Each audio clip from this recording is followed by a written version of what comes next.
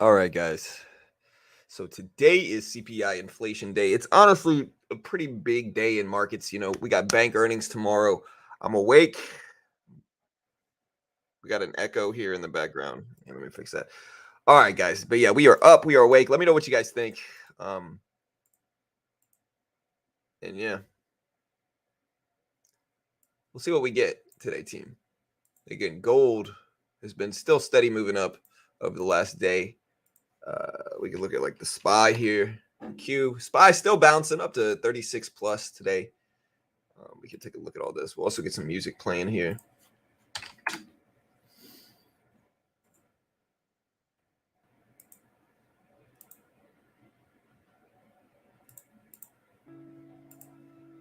All right, and then we're also gonna get a poll going live, dude. I switch over all these ports. Tesla, where's Tesla at? I haven't even looked at Tesla this morning. Yeah, I just got up. Let's see. Gold is on the left here. Let's put up Tesla. Tesla had kind of a red day yesterday, but I mean Tesla was up a lot. Uh, the market started off today pretty red, and then basically rebounded all the way back. And so let's add the 200 EMA. What's up, team? What's up, Jonathan? Arif, Beach Bum, Polaris, Put, Cody, Joel, Damage, K, Shra. What's up, guys? Hey, good morning.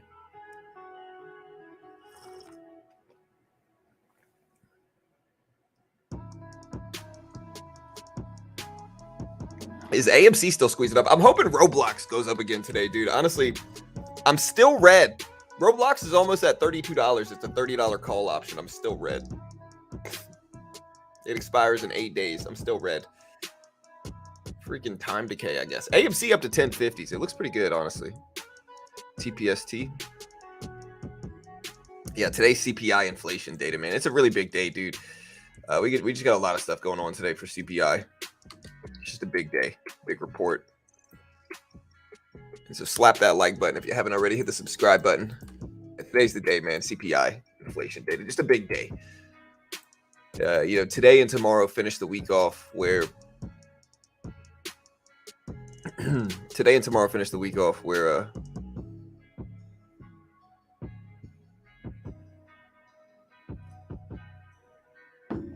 tomorrow we have bank earnings as well. I think we have some earnings this morning too. I just didn't look. Let me see. I think we have some earnings today. Let me see. Yeah. Oh, we got Delta Airlines today, dude. I forgot. We got Delta, Walgreens, Domino's. I forgot about these, dude. Delta Airlines, Walgreens, Domino's. We'll see what these do today. Some of these are already out. So Delta is already out. Delta Airline doing well, gapping up on this, up to almost 37s right now for Delta Airlines. We could report this number here. We'll get a timer up on the screen too. But Delta Airline dropping. They cut their 2023 EPS outlook. They raised their sales outlook 20%.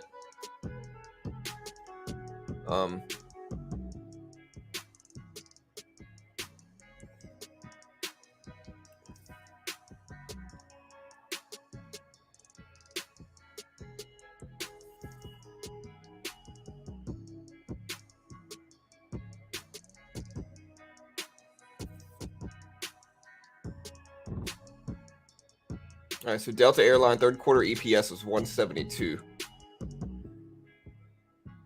I don't see any comparison one though. Third quarter adjusted revenue 14.6 billion.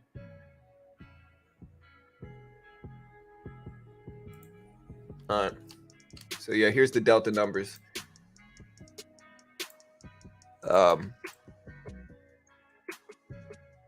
Up on screen. You see Delta bouncing up. We also have Walgreens dropping, I believe, in 18 minutes, 17 minutes. Yeah, Walgreens. Or no. Is this Walgreens or Western Alliance? Oh no, wait. Okay, yeah, this is Walgreens. Okay, so yeah, Walgreens drops theirs.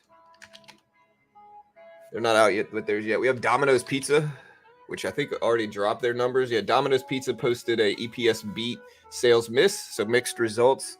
And then we got Walgreens. Where's Walgreens at right now? I'm in Walgreens too, but I'm hoping Walgreens beats.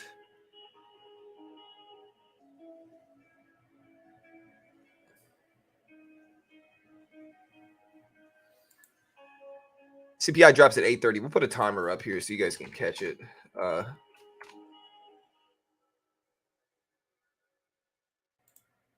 There's the timer right here. All right, so let's get the timer up. It drops. It's 6:45.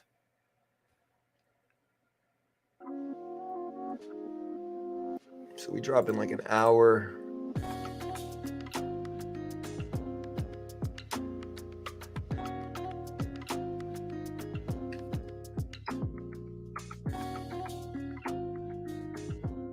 There we go. All right, so look, that's when the CPI drops there. Hey, what's up, Yair? John, I'll eventually convince you to consider jumping into some small caps, even if it's only 2 to 3 days or 3 to 4 days during the week. Yeah, I mean, maybe, brother. Again, it's not really something that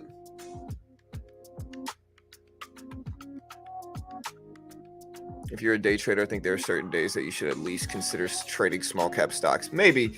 Okay, so here's the thing, right? Like this is how I truly view it, right? And this is why I stray away from them heavily. Okay, dude, what I've noticed is green tea messes with my stomach.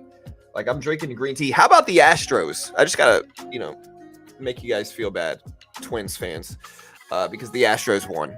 They won the series. Now it's Astros versus Rangers in the next series. We'll see what happens. But I digress. What was I gonna say? Oh yeah. So okay. So if you caught my video yesterday, like yesterday we did a video on how we trade, like our risk management system. So if you watch yesterday's video, it's about how to get funded and funded account programs, but the risk management system involved translates everywhere, right? That thing translates over to any kind of system, any kind of trading strategy. And that's the system that I use with stocks, with crypto, if I can, with trading, with, penny stocks, whatever it is, right? The problem with penny stocks, and that system involves building up a cushion first, like a small size. So building up a small size cushion first, and then using that cushion to take larger risks, and then having a larger cushion, and then taking even larger risks, and then having a larger cushion, and then taking even larger risks, right? So that way I'm never actually having big drawdowns in my account. It's really important to understand, because that way I try not to. I always slip up. Everybody slips up and sometimes does, right? Like that's inevitable, I think. But I try not to have big drawdowns in my accounts that I have to kind of swim back from. Now, with all that said and out the way, penny stocks, the problem with small cap stocks, specifically the ones that I think you're referencing in regards to day trading and all that stuff, right? The problem with them is they're too unpredictable, man.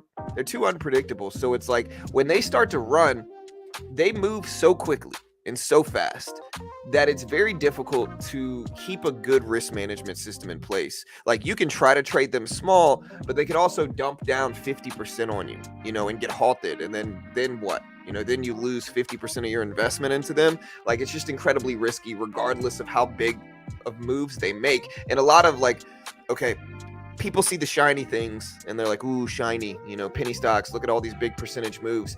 The problem is that they're so volatile that it's incredibly risky, and it's very hard to sustain a good risk management system while trading them. And so because of that, that's why I avoid them. I know there's big gains you can make from penny stocks, but in that regard, they're a gamble. They're purely a gamble. Like people are gambling trading them because it's very difficult to actually, like, the only way you should trade them is if, say, you got like $1,000 that you're completely okay with losing, and you're okay with losing it, and you swing really hard trying to roll that into 5K or whatever it is in a day or something. That is fine, I guess, but that's just not what I'm doing. My account's large. I'm not trying to be crazy and risk $1,000 at a time, regardless of how big my account is. You know what I mean?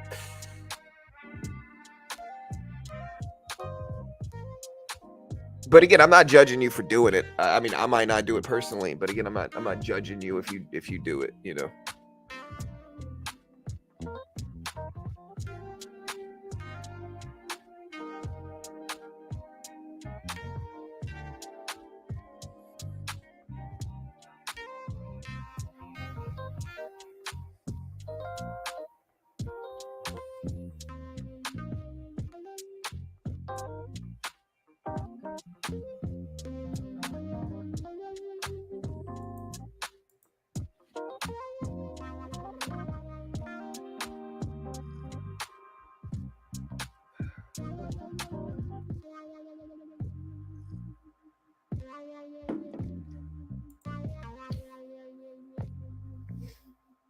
Honestly, man, yesterday was a fun day. A super busy day too, dude.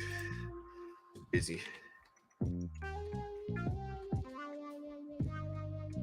Good.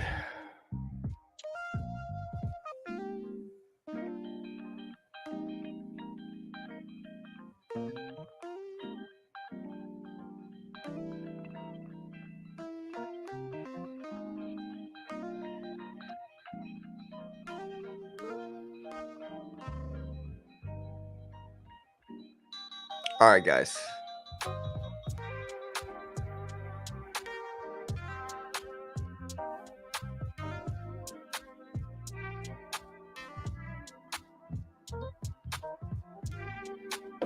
All right, guys.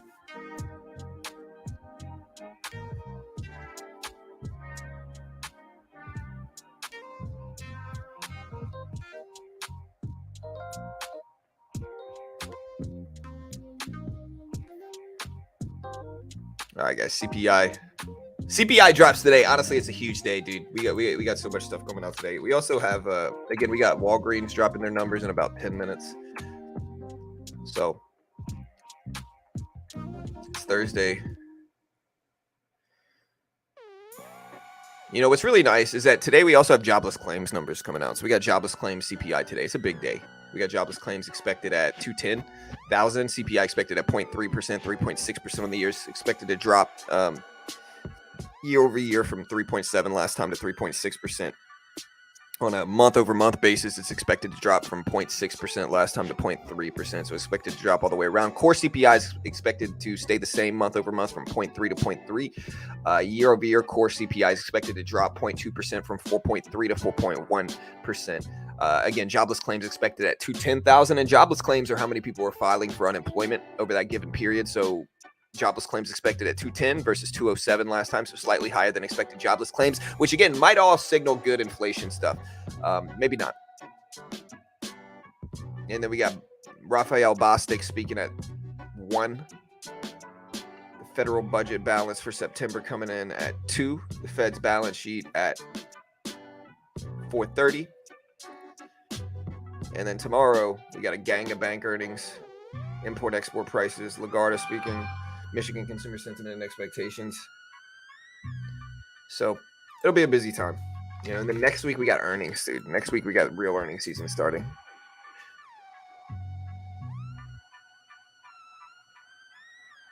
Yeah, I mean, but hustle, you know, I'm going to preface it with number one, it's all good, bro. It's all love, dude, regardless of your views here, brother. So regardless of anything, you know, it's all love here, dude. But you seem to be pretty bearish most of the time, right? And I think you got to understand, you know, you have to understand it like this. The market's already been dropping for the last, you know, two months since July, since late July. Look, July 27th, we were at 460s. You know, we dropped all the way down to 420s. And so it's not something in which like we're super extended, breaking highs, ripping up. Like the market's been pulling back for a couple months. And so it's not just going to go straight down, especially with like the economic data that came out yesterday. None of it was super bad. PPI was slightly higher than expected. But, you know, I did hear another argument, which is true, and yesterday, which is very true, which is that higher PPI is sometimes seen as better for inflation because higher PPI means businesses are going to purchase more inventory, and that inventory might sit, which then causes them to lower prices, right? And again, that's just one of the nuance of it. And I've heard that before, but it's just one of the nuances of it. And so my point is like, I know there's some people that predict big crashes, right? Like they predict big crashes. They think that this time is different, that we're just going to crash. But usually the market's going to go up. You know, if you look at the market on average, it gives you 10% a year. And so, you know, what that means, and that includes crashes. And so I always say the same thing, which is what that means is that on years when it doesn't crash, it's going to give you much more than 10%. Right? Because if you think about averaging that, you know, it's going to give you much more than 10% on years that it doesn't crash, right? So that it can compensate for the years that it does. That's what it means. And so on a good year, it's going to give you good percentages. And this is a really good year. The market's up a decent amount. And yesterday or last year was a red year. Like if you look back, you know, we had a red year prior to that. So we went down from basically 2022 all the way down to almost 2023. So we dropped almost all of last year in the S&P. So, all right, guys, we got Walgreens earnings, a couple other ones showing up in about 6 minutes.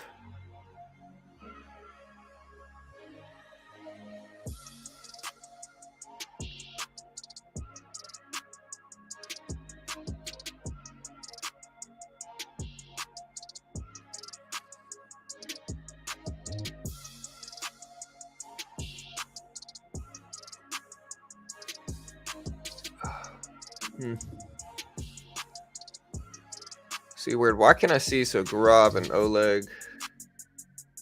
Why can I see both of you guys, but I can't see them on the main one? Maybe oh, this is top chat. Maybe I should go to live chat.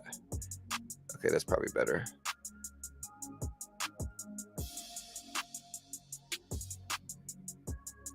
Okay, yeah, there you go. That's why I couldn't see him.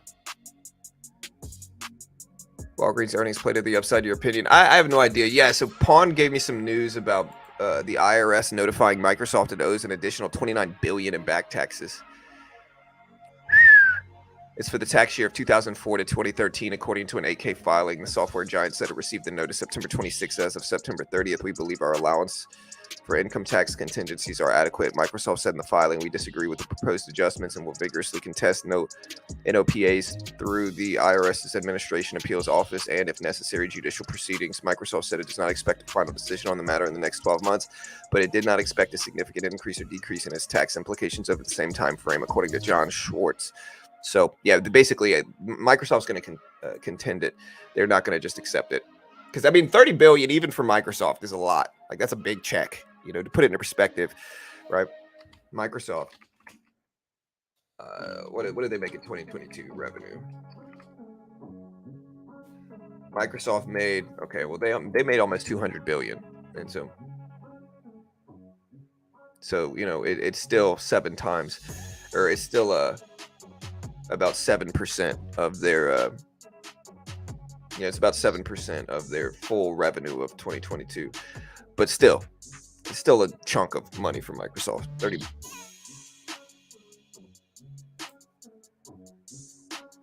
I expect pre-market PRs today will be volatile, very fast over extended runs, but quick dumps. They'll be chasing backside. Yeah, maybe.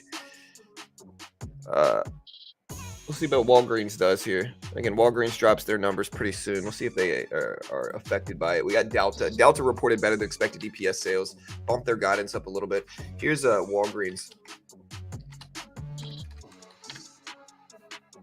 Walgreens spiked yesterday and then dipped all the way back down. 95% of the time, you probably shouldn't be looking for small caps to trade. They are too volatile. But yesterday, after hours on a day, a penny stock ran 5,000%. Just consider maybe. Yeah, for sure. I feel you.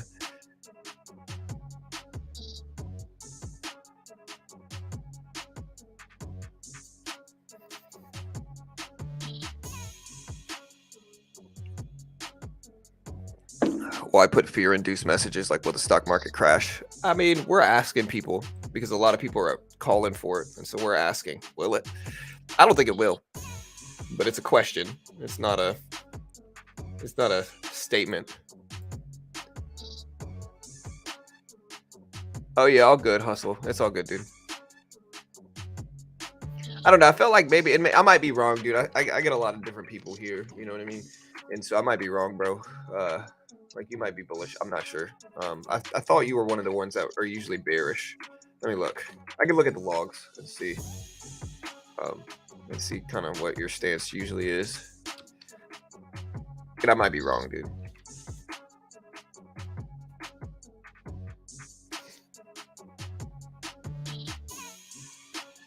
Okay, so yesterday you said, I don't like this pop on everything before the data feels like a setup. Yeah, I can't see. You haven't been here in a couple days, so it's all good, bro. Like I said, either way, dude, it's all good. Like I said, I wasn't hating. I'm not hating. Yeah, it's all good, dude. Go to risk 1,000 stocks as earnings plays. CPI will be higher, maybe. I don't know. PPI was higher, but PPI. I told you, I told my whole chat this before PPI dropped, which is PPI is weird. PPI does not move the same way CPI moves. Don't avoid small caps completely. You can learn from them. Just go small. I'll play with some small cap stocks. Like I buy a little bit sometimes. Like it's not like I just never touch them. If one has a crazy parabolic run, and it's like right at the beginning of it, and it starts this crazy run, I sometimes buy the dip with like $100 of equity in the trade or whatever it is, and I'm completely okay with losing it. But if I can roll that into more, I do.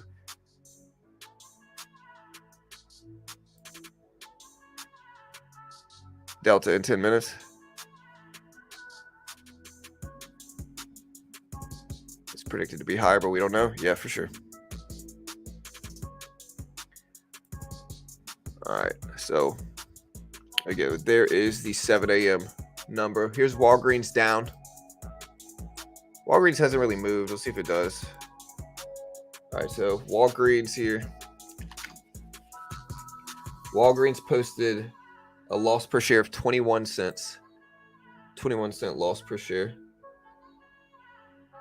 On let me see what their expected numbers were. Versus a 68-cent profit estimate. Ooh, that's a big miss. Sales of 34.4 billion. Slightly lower than expected. Boots UK comparable. Pharmacy sales up 9.9%. All right, so yeah, there's a delayed reaction on Walgreens. And unfortunately, I'm in Walgreens right now. It's not a huge position. It could be worse. All right, so they're not providing guidance beyond fiscal 2024. So again, they had a miss on EPS and a miss on sales. So they missed on both. They see fiscal year sales guidance at 141 to 145 billion. And look at Walgreens. It's down some. It's down like $1 a share. But it could be worse.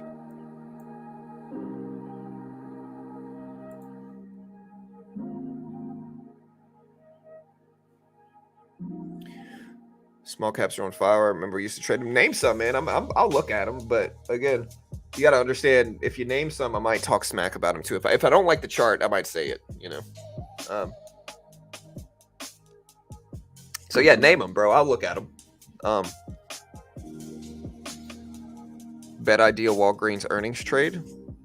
Well, no, I've been in Walgreens for like 2 months or something. I can't remember. I'm just sitting on Walgreens. Walgreens is down so much over the past few years. Realistically, like Walgreens has been down, trending since 2015, and it's dropped, 80% since then. And like I think Walgreens as a company is still okay, and so, but maybe not. But it's a small trade, but it's not an earnings trade. Like I'm not holding this. I'm still green in equities on the day. It's not like I bought this ahead of earnings. I'm just kind of sitting on it. I happen to be holding Walgreens, and so I'm just gonna kind of keep sitting on it. I got a couple dividend paying stocks. Charge point, any insight? Yeah, I mean, listen, I'm not going to be green on every trade I ever take, I've been very green over the last couple days, though. But, yeah, I'm not going to be green on every trade I take. It's all good. We're up in Target, just to show you some of the holdings that I have right now. Like, look, we're in Apple. They're all pretty small size. But, look, we're in Apple with 20 shares. We're up about $150 on the rest. And this is a trade we actually started to scale out of as well. But, yeah, you can see Apple. We're green. HD, we're up about 115, 120 bucks there. Tesla, we're in a little bit. Walmart, we're in a piece.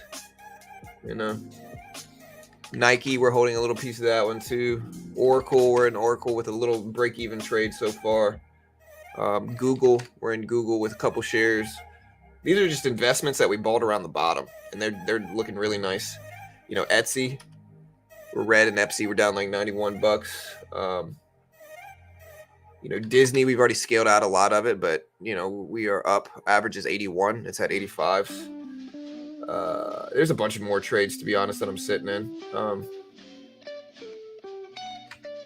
Honeywell. You can see we're down a little bit on Honeywell. What else we got? Yeah. I mean, we got some more too. You know, we're sitting in the SPY still from the other day. 5 shares still, but just on those 5 shares, it's been helping us stay green. And so, yeah, I mean, we're sitting on a lot of different things longer term. And so short term, it's not the end of the world. Look at Walgreens bouncing back, though. Hey, look at it. Walgreens back of over VWAP, over 22s. We'll see if it holds. I was in Unity for a little while. I'm not in it anymore. I'm not sure when I got out of it. Here, give me the symbol, not the name of the stock.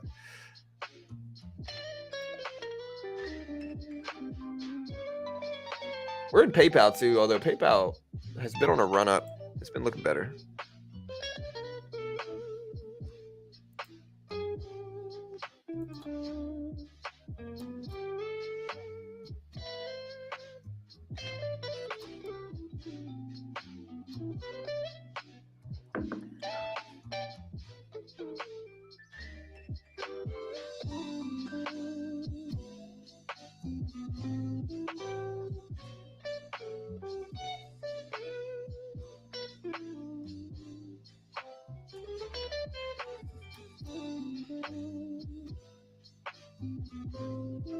All right, team.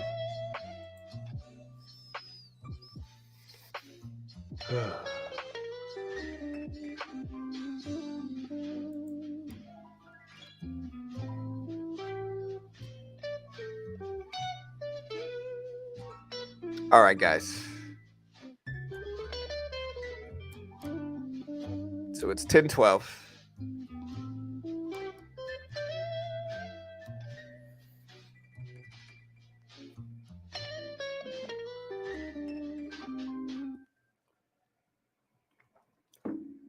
Walgreens dipping back down a little bit, but again, chopping back and forth. Choppy is good right now because on a report like this, again, it just wasn't that good. And so I'm okay if it just holds. Yeah, I don't have a crystal ball, you know.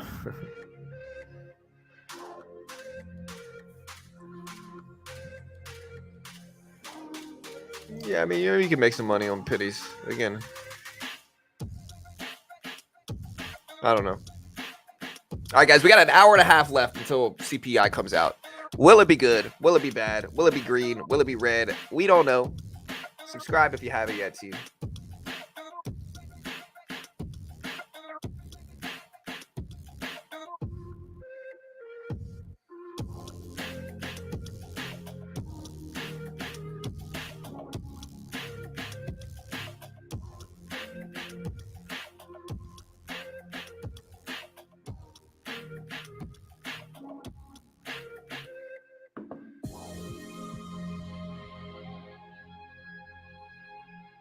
All right, team.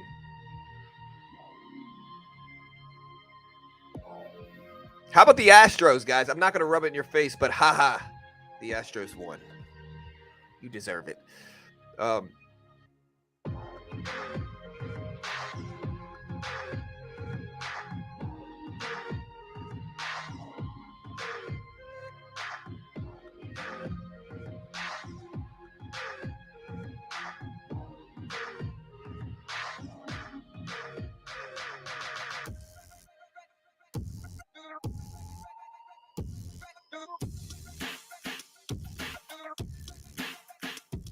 Oh, all right, guys.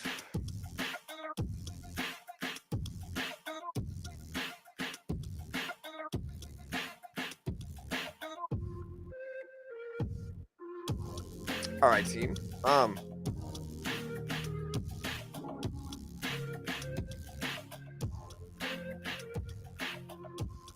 Yeah, I'm watching other stuff too. Again, we're in PayPal. The Q SPY still having very good days, which is just kind of surprising.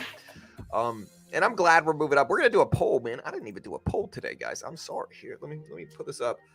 Will CPI come in hotter? CPI coming hot, cold, or neutral?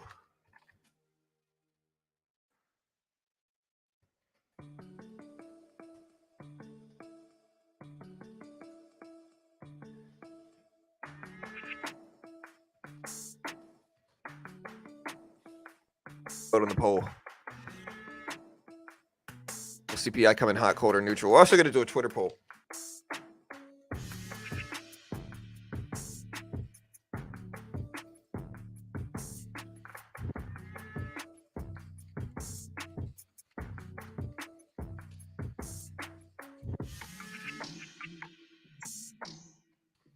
All right, guys.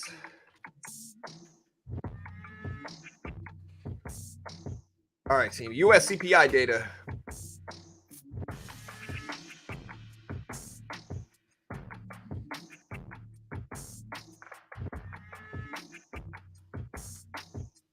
All right, we got to do a Twitter poll too.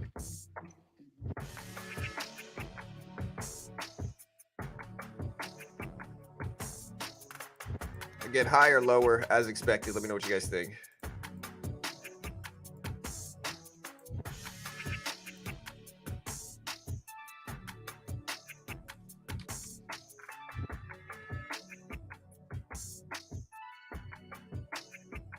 All right, we got our poll going live. Whew. All right, guys. Expectations are 0.3%, 0.3% on the year. CPI is expected to come in at. Again, on the year, CPI is expected to show up at 3.6% year over year. 3.6%. We'll put this up on screen too, so you can actually judge it.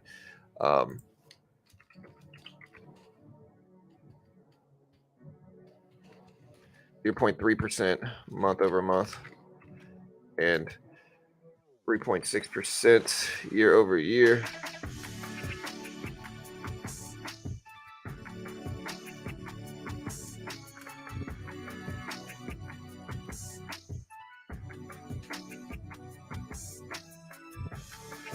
And so we got that up on screen. Looking at our poll here, we asked people hot or cold.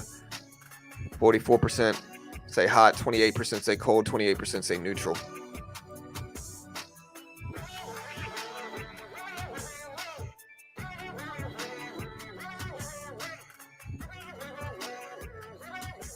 The GOAT, DD. All right, so Adam Aaron posting. Throughout my long career, I've successfully led many prominent companies, and I'm proud of my impeccable reputation. In recent years, AMC's millions of retail shareholders have played a central role in my life. Your passion for our company is one of the key motivators in doing all I can to help AMC survive so that eventually we can thrive. Because you are so important to me, there's a matter I want to share with you.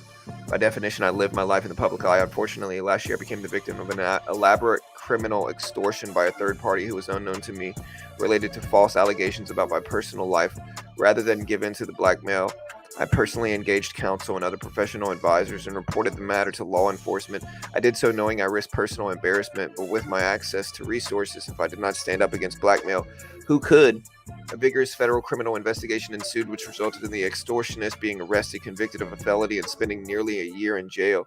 At the time of the arrest, the U.S. Attorney for the Southern District of New York commended my having reported the matter to the FBI and the U.S. Department of Justice. This was entirely a personal matter.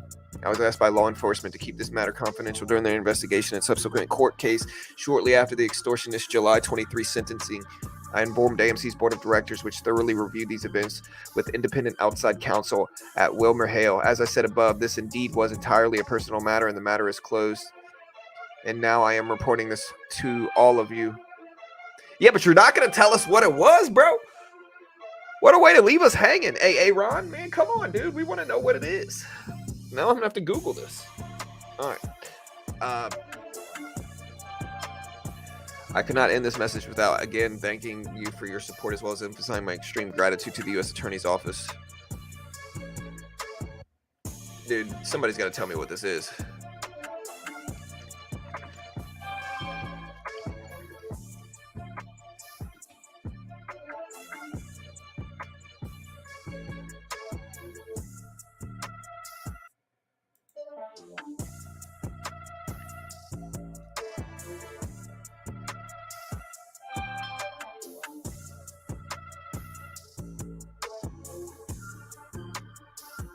Ooh, so I'm reading about this now.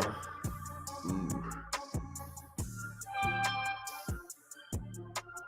I can't even talk about what this is, but it's juicy. All right. Adam, listen, not hating on you. I'll read some more of this later. But man, bro, that's what I'm saying, dude. People try to reach out to me. I'm not even like I'm not even famous. You know, I'm not trying to say I'm famous. I'm pretty, you know, small YouTube channel. But people try to reach out to me, bro. I got all these people, like all these supposed girls reaching out to me. And I'm always just like, bro, go away. Like anytime I even see like a pretty girl in the chat, I'm like, that's probably a dude in India right now. Okay. Like that's probably some guy named Steve, you know, in Rhode Island on a fake account, catfishing people, you know. That's probably some guy that just hopes that I'll be nicer. And yeah. Bro, what is my phone going off at, dude? My phone is just jingling over here. I wonder what it is. How about the Astros 2-3 win over the Twins? Correa's done. He should have stayed with the Astros, bro. I'm not even mad at Correa. I'm okay with it. Bro, who is texting me right now, dude? 6:15 in the morning. Oh. All right.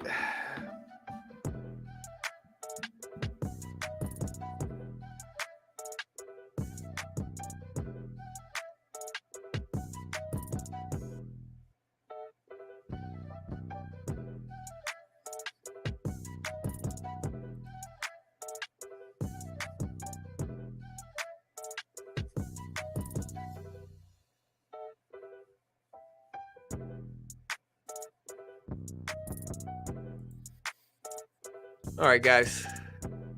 Again, we're up to 438, so the SPY bouncing up. The Q still moving up as well. Anything else that I missed today?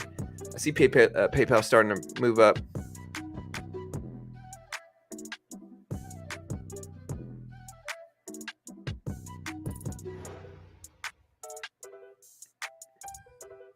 Yeah. Where do you post your live tradings, please? Let me see. You're probably talking about. Oh yeah, that's a real candle. Nvidia dipping down a little bit. We'll see if the SPY follows it. Nvidia all the way back up to basically 470s right now. That's a crazy return for Nvidia. Good for it too, man. I'm for it. I'm happy about Nvidia's rise here.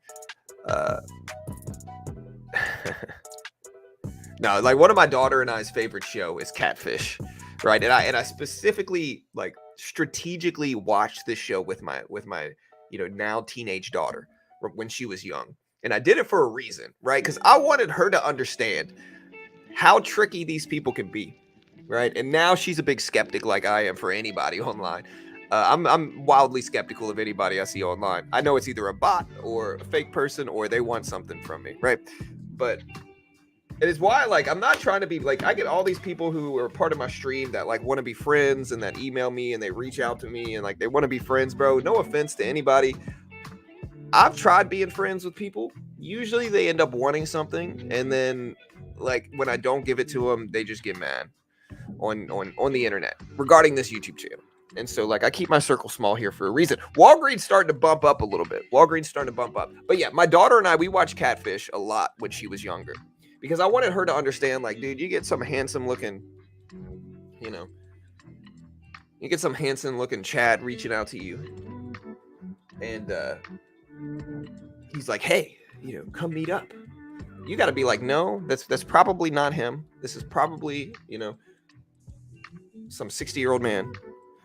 And to never trust anybody, you know, definitely don't send them anything. And yeah, and now my daughter's a huge skeptic, which is good. Again, I think that's important. And so now, and my daughter got into Catfish with me too. Like she watched Catfish a lot with me, and so now she understands people can pretend to be anybody. Yeah, I look at Bitcoin chart. Delta. Yeah, Delta's up. I mean, Delta looks good. Walgreens starting to bounce up too, to be honest. Walgreens at 22, so it's pretty flat from this release. Could be worse. I guess is the point. Could be worse.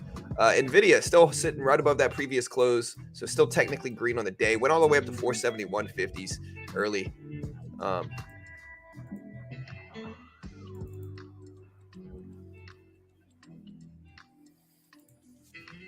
Where's Bitcoin? I heard Bitcoin was like dipping pretty heavily. Yeah, Bitcoin was at 27s. It's all the way back to 26s now. It's been a little fall back since the last couple days. All right, team.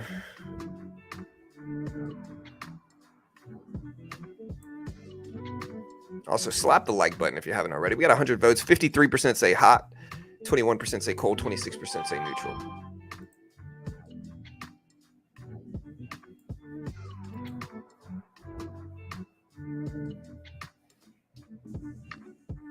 Look, I'm not trying to be mean, dude. Look, I'm going to say this with the utmost respect. But Caroline Ellison, look, I'm not saying she's... Let me think of the most delicate way to put this. What I'm about to say. She is not pretty.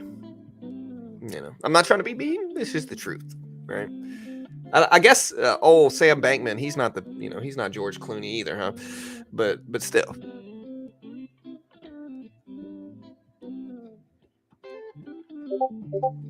Caroline Ellison and Sam Bankman-Fried conspired to keep Bitcoin under 20K.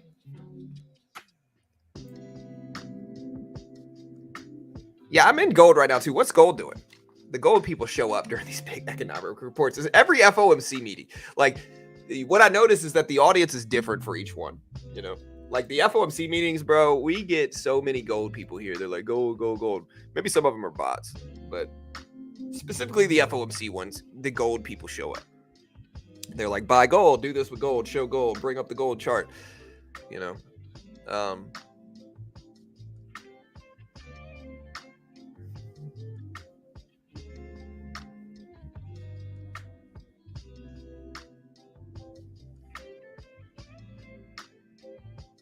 And then CPI is a little bit different.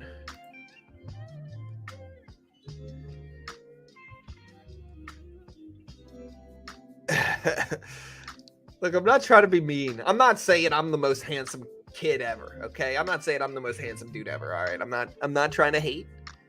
But like, I think PayPal up to 58.50s here. We'll see if it actually holds. SPY at 438s.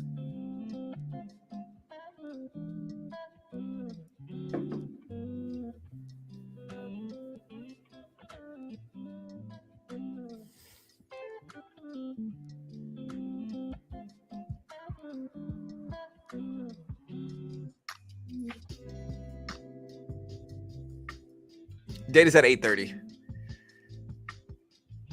Can't hate on Steve, John. Yeah. I'm okay. Listen, Steve be Steve, I'm all good with it. European markets are green. Yeah, these markets are green too. I mean, Nvidia's one to watch. Look, here's Tesla. Again, Tesla trending against the market some. Market's very green, both yesterday and this morning. And Tesla's only slightly green this morning with a pretty red day yesterday. It's still at 260s, almost 270s though. So Tesla's still doing all right. But yeah, market's still pretty green.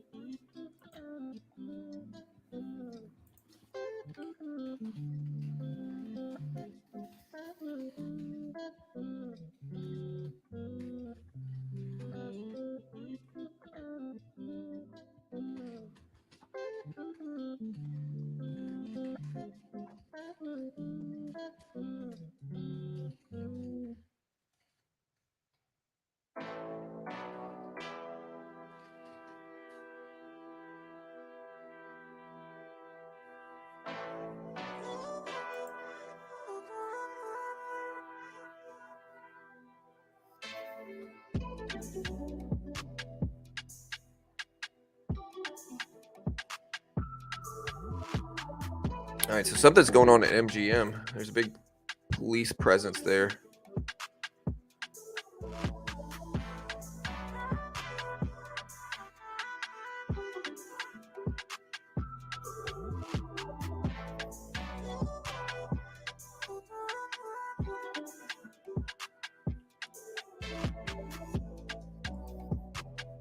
I'm in MGM right now, so hopefully it's not too bad. Okay, MGM's up. I mean, we're green on the day, red, slightly red on the position, but MGM's had a nice little bounce back. We bought it. Our average is 39. So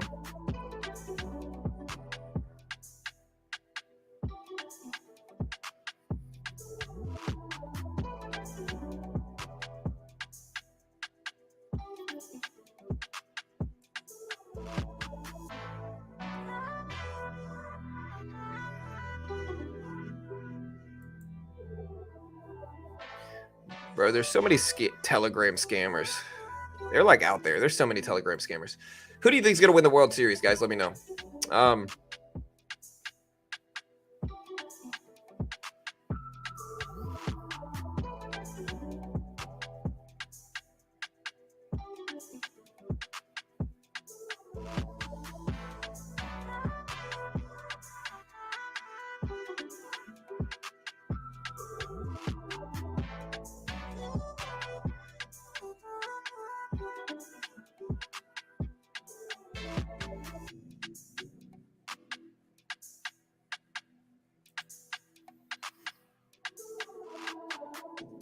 Man, so this is what somebody's saying about Caroline Ellison.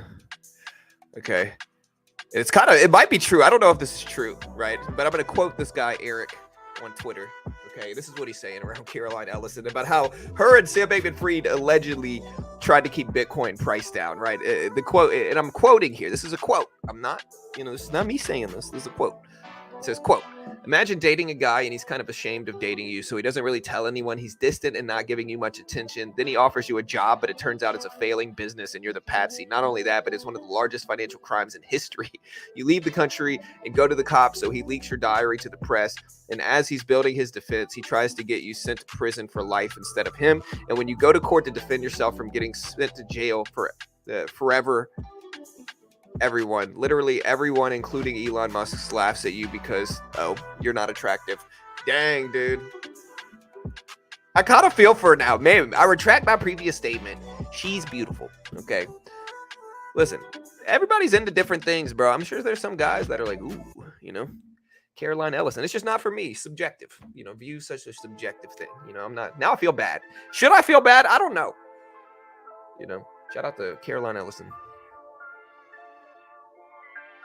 Yeah, if one of the Texas teams doesn't win the World Series, I'm upset. Okay. SPY suggests that we are closing the gap and we are moving into position to do so. I hope the bull run hits. If it does, this should be good. Can you take a look at the Dow? Yeah, I can look at the Dow. Here's the Dow right here. Dow at 34.1K, 34.1K. Market's going to do what it wants to do, accept and trade, and what market gives you, don't fight it. Yeah, for sure.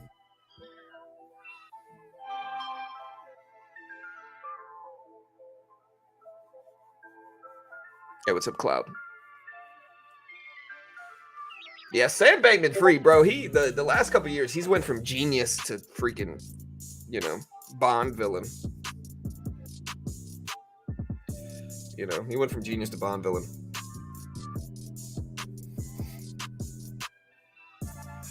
All right, so peak Fed rates may be here, or at least close, according to Boston Fed Chief Susan Collins. They also said further tightening may still be warranted.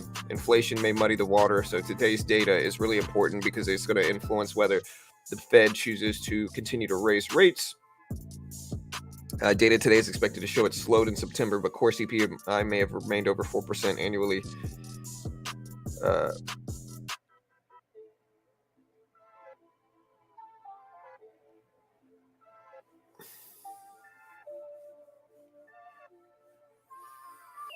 All right, so from almost $100 shows that prices climbed enough to start eroding demand, the IEA said, according to crude. Or regarding crude, I mean.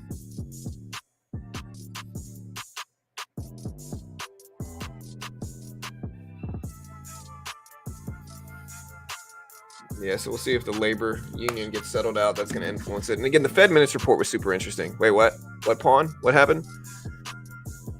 Let me check. Yeah, sick back pedal. Hey, listen, I feel bad, dude. I'm not trying to be mean,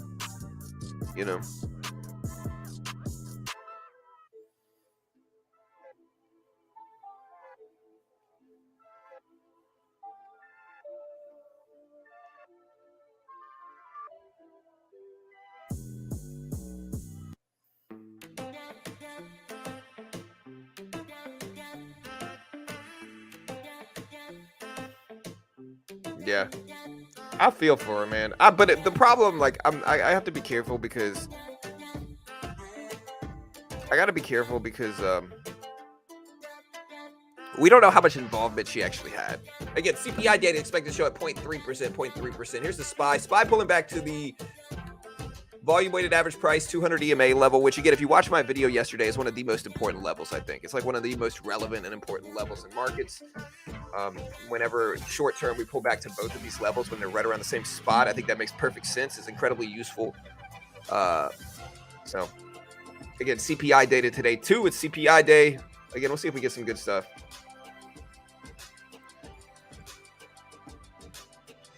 I predict CPI 0.9%. No, we're not doing that. That's way too high. I mean, maybe we might. Anything can happen, but I seriously doubt we're gonna hit that. You know, I genuinely doubt we're gonna hit 0.9% on the month and 0.3%. That's way over expectations. Again, I'm not saying it's impossible. It's just less likely. It's just unlikely. You know, it's just less likely.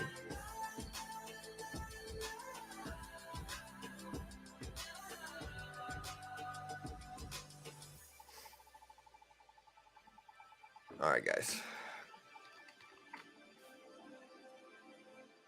And I'm not really going to trade super actively until after CPI, just because I really don't trust it, you know.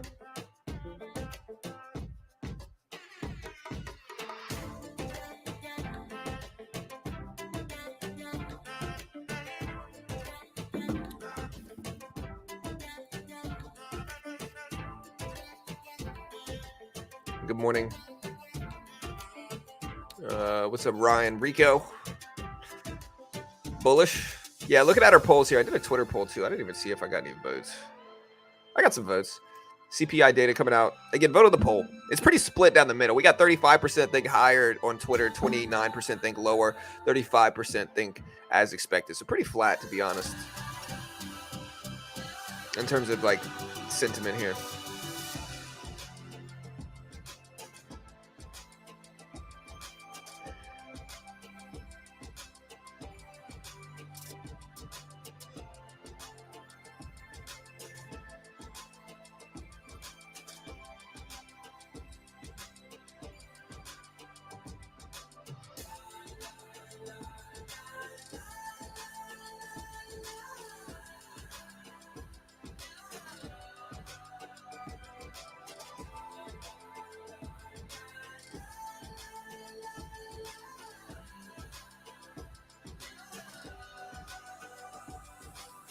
All right, so Birkenstock IPO today at an $8 billion valuation. I'm looking at Birk. I heard about this.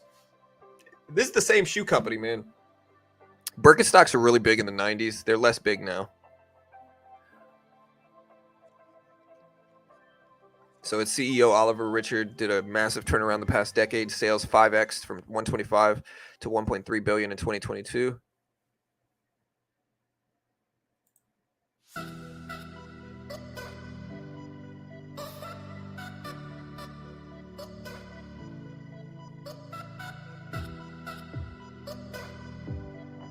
Birkenstock family had 3 heir sons battling over strategy and control. And so Richard created a plan for 2 of the brothers to exit the business, which simplified the corporate structure.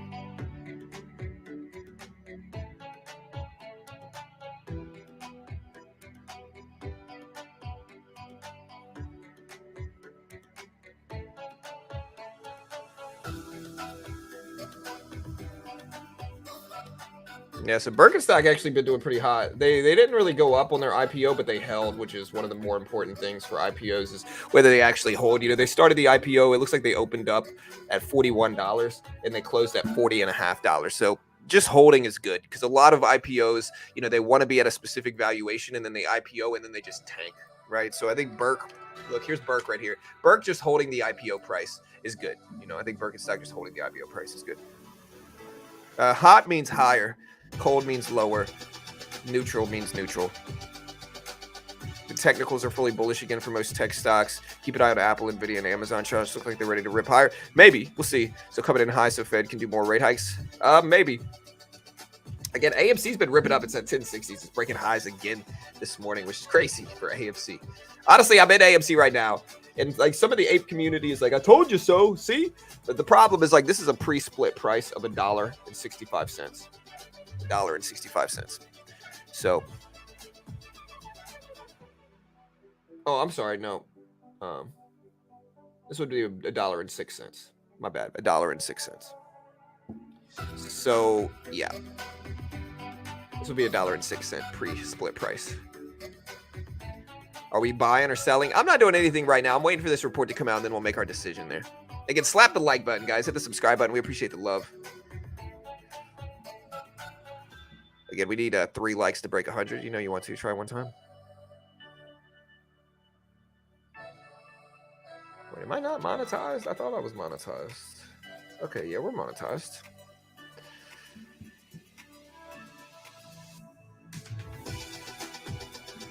There we go. I see you guys hitting that like button. I appreciate it. Thanks so much.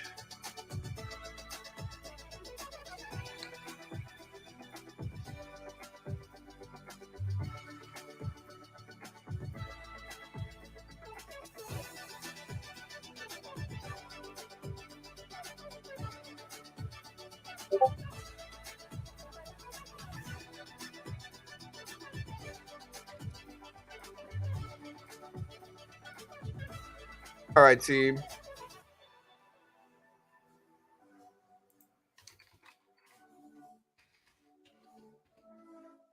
All right, there it is.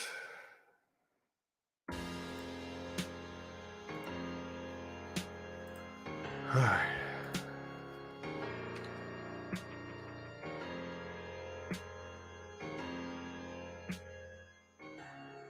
Let's see what else we get. There we go. Again, Birkenstock still doing pretty good.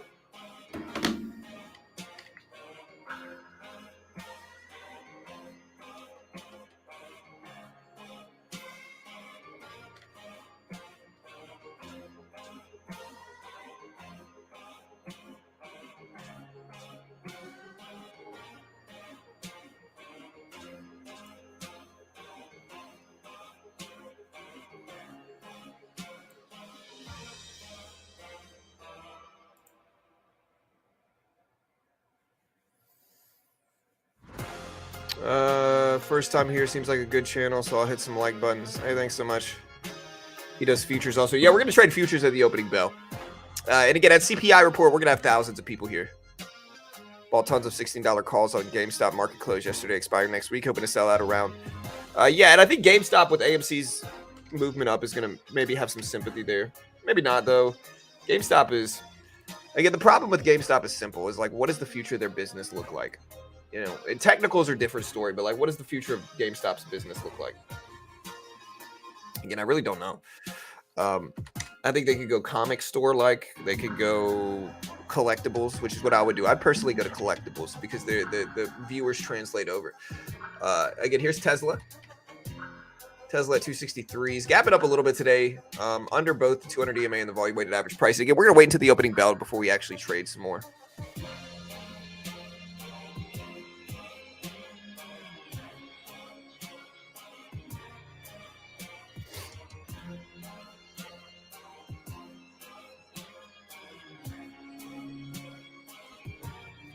Phillies doing in the Braves.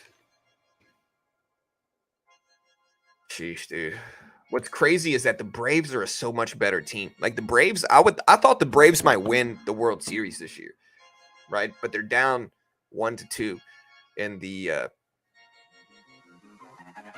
playoffs so far, which is crazy. You know, again, the Phillies, yeah, people are mad.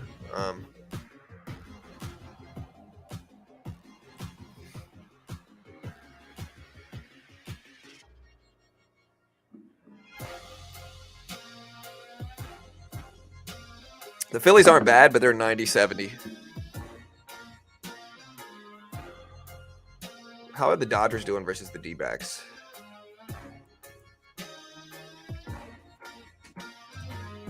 Okay, dude. Honestly, bro, the Dodgers are out of the playoffs. People are going to be super mad about the playoff structure. Although, I mean, these teams just weren't clutch, dude. Like, the clutch factor is big in baseball. You know what I mean? Like, basically, you could be the best team ever during the regular season, but if you don't perform in the playoffs, if you're not clutch in the playoffs, honestly, I'm pretty happy for this because this lines us up to have a much easier team to play as long as we can get past the Rangers. The Rangers are freaking good too. The Rangers swept the Orioles. The Rangers seem to be very clutch, and yeah. Yeah, Microsoft got a tax bill from $29 billion. I like Philly too. I like Bryce Harper, but I'd probably rather. I mean, I'd rather play the Phillies than the Braves, to be honest, because the Braves are good. Ronald Acuna had one of the best seasons in baseball ever, and so it's unfortunate he didn't make it to higher up on the playoffs. All right, so yeah, the IRS has stated that from 2004 to 2013, Microsoft underpaid its taxes by $28.9 billion. $28.9 billion.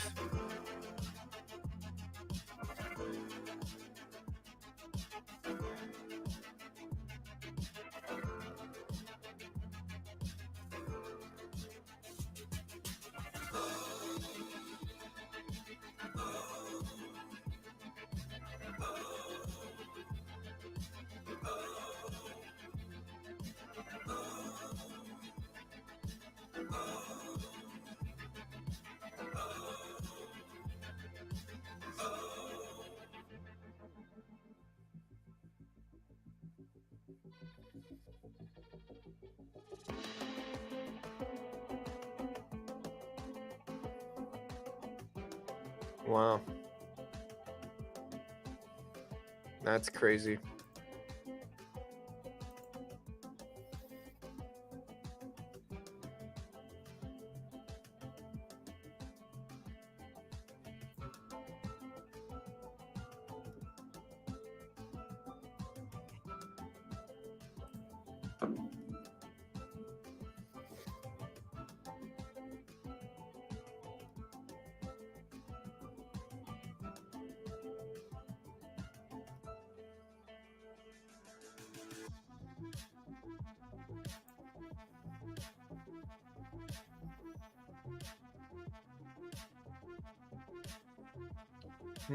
All right, guys. So again, Tesla trying to bounce back up. Nvidia is another one to watch here too.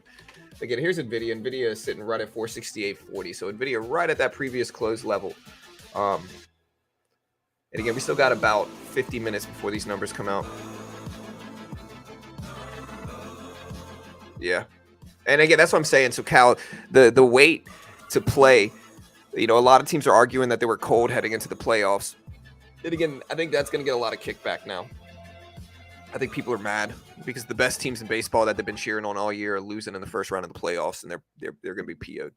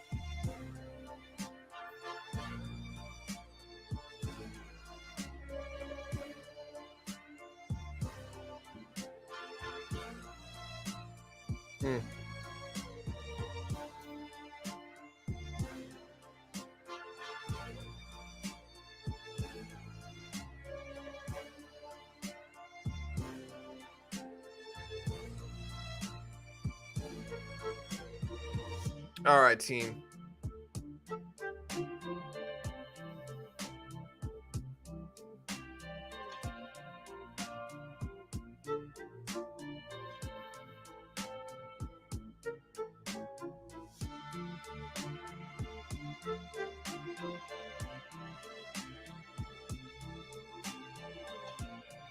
Walgreens still trying to push up a little bit. And then again, looking at our poll numbers here, 54%. 54% say we're going to come in higher than expected. 20% say cold and 26% say neutral.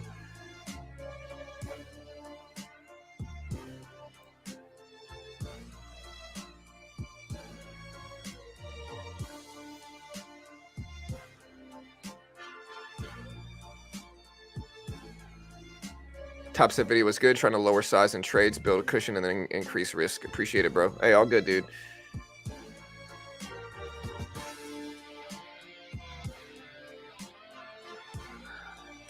Gold should come down here in an opening gap down. Yeah, gold has had a pretty good couple days here. Now look at it. Look at Tesla start to dip, testing that previous closing price. Again, here's gold. Gold's still moving up really nicely. Gold up to almost 1900s here. And again, we are holding gold. So we are in gold right now, to be honest. And so we're holding gold. We're in it. And we're slightly green on the day. I mean, we're still down because we bought it much higher. But still.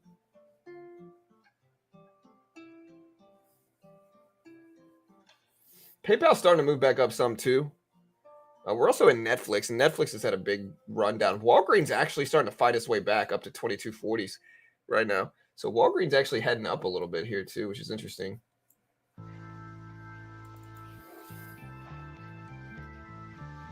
Yeah, we're watching Walgreens again, watching Nvidia, watching the SPY. Gold still again shooting up. Here's the E-mini. So here's the S&P 500. Again, it's green, but not as green as gold is today. All right, guys, we got 45 minutes too. Winners chill with John, losers get wrecked. Winners chill with John, losers cry and hate and troll and spam and, you know, get weird and emotional, you know. That's a better way. Yeah, so Lilly, the weight loss drugs coming out are interesting for companies like Lilly. Again, I don't know enough about them to really invest in it, though. But if they're as big as people think, you know, they're just so expensive right now. Eli Lilly, what a crazy year. Eli Lilly has gone from 300s all the way to 600. So Eli Lilly is up almost 100% on the year. It's not quite 100%. It looks like it's like 95%, but it's up a big percentage on the year. You know, and it hasn't really stopped either. Like if you look at this thing just recently broke highs again. And so, yeah, it's still moving.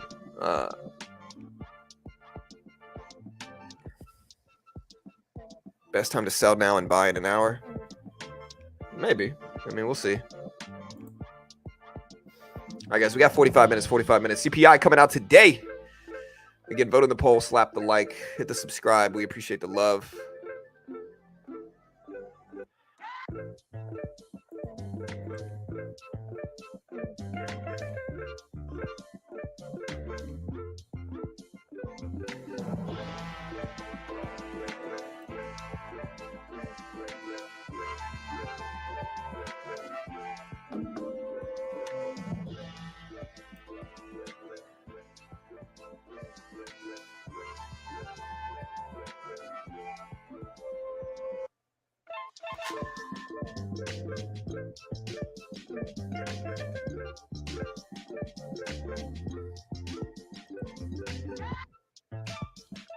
All right, guys.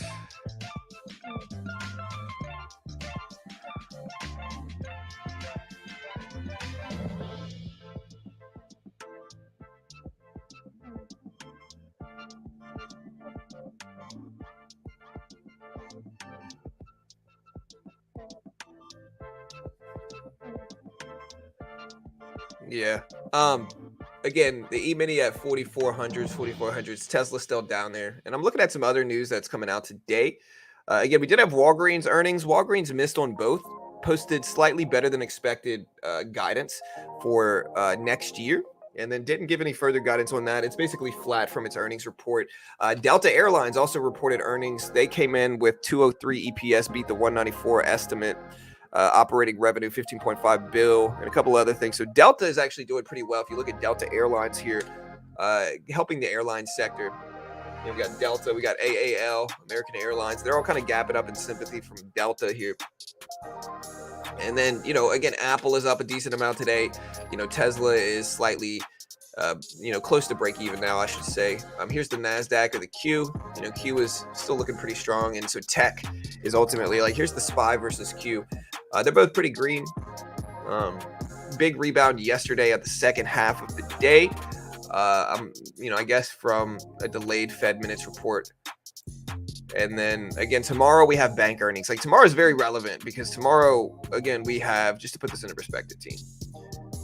We don't really have anything big going out this evening, but tomorrow we've got JP Morgan, United Health, BlackRock, Citigroup, Wells Fargo, Progressive, PNC, Unity Bank. And so, yeah, big release next week or tomorrow on Friday, followed by Monday morning. We've got Charles Schwab dropping at 8:45 in the morning. Charles Schwab numbers. We'll watch that for sure. Tuesday, we get yeah, that's Monday evening. Tuesday morning, we get Bank of America, Lockheed Martin, Goldman Sachs, Johnson & Johnson, Prologis, Bank of New York, Ericsson, Albertsons, and Greystone. Those are Tuesday morning. All right, so earnings season back in full swing starting really today. You know, with Delta, we had a bunch of other earnings come out, so volatility's there for sure. But then next week, again, next Tuesday, we got Bank of America, Lockheed Martin, Goldman Sachs, Johnson & Johnson. And regardless of whether you trade stocks, futures, or whatever, these are going to give some volatility to the market for sure. And then again, Tuesday evening, you got United Airlines. And let's see if maybe there's like an argument. Like, so I guess people are assuming if Delta does well, UAL might do well. And you can see UAL gapping up a little bit. Maybe there's a little sympathy trade. So United Airlines drops theirs next Tuesday. And we also have IB, which has been a while since I've even looked at IB stock. I don't like IB as a stock because I just can't trust it enough. I don't know enough about it to really say yes or no. We got like Hancock Whitney. You know, and again, this is all Tuesday afternoon. And then Wednesday, the big boys start with a bunch of them in the morning. Morgan Stanley, US Bank, M&T. We got NASDAQ, Ally, Citizens, First Horizon, State Street, Winnebago, Procter & Gamble, ASML, Abbott Laboratories, and a bunch of the stuff. And that's Wednesday morning. Wednesday evening is when the big boys come out. We got Tesla Wednesday evening. That's the big one. That's the one we're going to cover. Netflix, we'll cover that one too, but we're going to stream Tesla.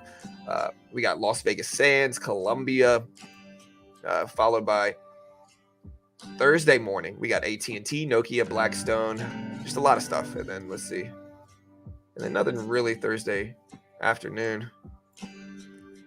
And then Friday morning, we got a bunch of other stuff too. Do we have any economic data next week? Let me take a look. So I can check out Market Watch here. I think we do, but we might not. Again, here's the Q SPY. Still testing that 200 EMA. And again, if you're not watching the 200 EMA, I think you're making a mistake short term. Because look at the 200 EMA bounce here. Look at this bounce right off of 438s. Again, CPI today, the biggest thing today. Tomorrow, we got consumer sentiment in the afternoon. Next week, okay, so next week in the morning, we got retail sales. Tuesday morning, Empire State Manufacturing. Monday morning, Tuesday morning, we got retail sales. Wednesday, we got housing starts, building permits. Thursday, we got jobless claims and the Philly Fed manufacturing index, existing home sales. And then that's it. So next week, we got some smaller reports, specifically retail sales. And some other earnings and stuff.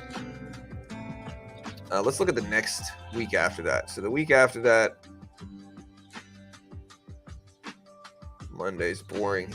Services PMI is going to be Tuesday, October 24th.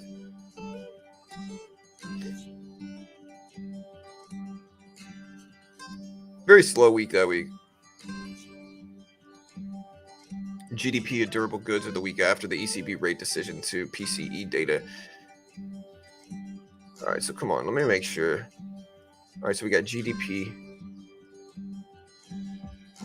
Okay, so we got GDP data and durable good orders the week after that. Okay, so we got some stuff, and then Friday we got PCE and Michigan's consumer sentiment. All right, guys, so yeah, just checking the following weeks to see what the economic landscape looks like. Again, CPI data drops at 8:30 today. Still work out? Yeah, I work out, man. I mean, I work out. I also do jiu-jitsu. And so I've had less time to work out lately because, to be honest, jiu-jitsu is such a workout. Like, I'm sore usually every time I roll with somebody. Like, usually it's my shoulder, you know. But the cardio that jiu-jitsu gives you is better than anything else I've ever done before. You know, like it takes work. Like, you got to be in good shape to do it. I mean, you don't have to be in good shape. A lot of people use it to lose weight because it doesn't feel like a lot of the time workouts can be boring. And so they think working out is boring. And so jiu-jitsu actually gives you kind of like a game almost. It's like a game, like you're trying to win. And so it helps you not think about it as much. And you know, because of that, you lose weight doing it. Yeah, Phillies. Hey, the Phillies won, man.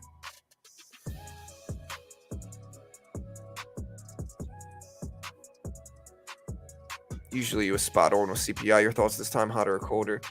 I'm gonna go with slightly lower than expected CPI data, but again, I have no idea. I might just be crazy wrong, and it might be higher. I'm not sure. And so yeah, I'm really not sure. I might be wildly wrong and have no idea what I'm talking about.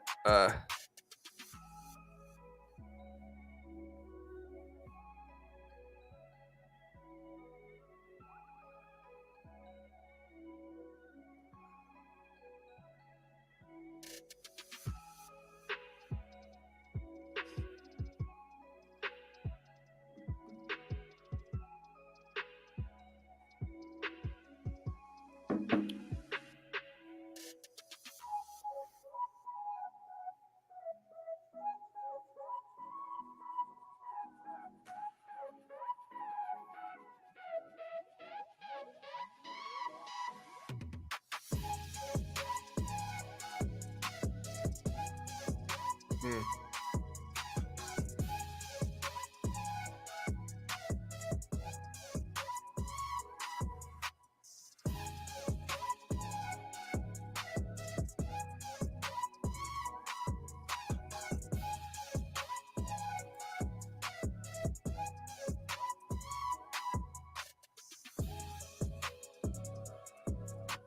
All right, team.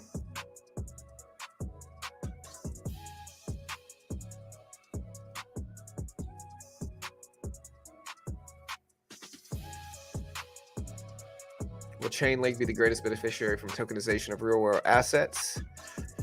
I don't know.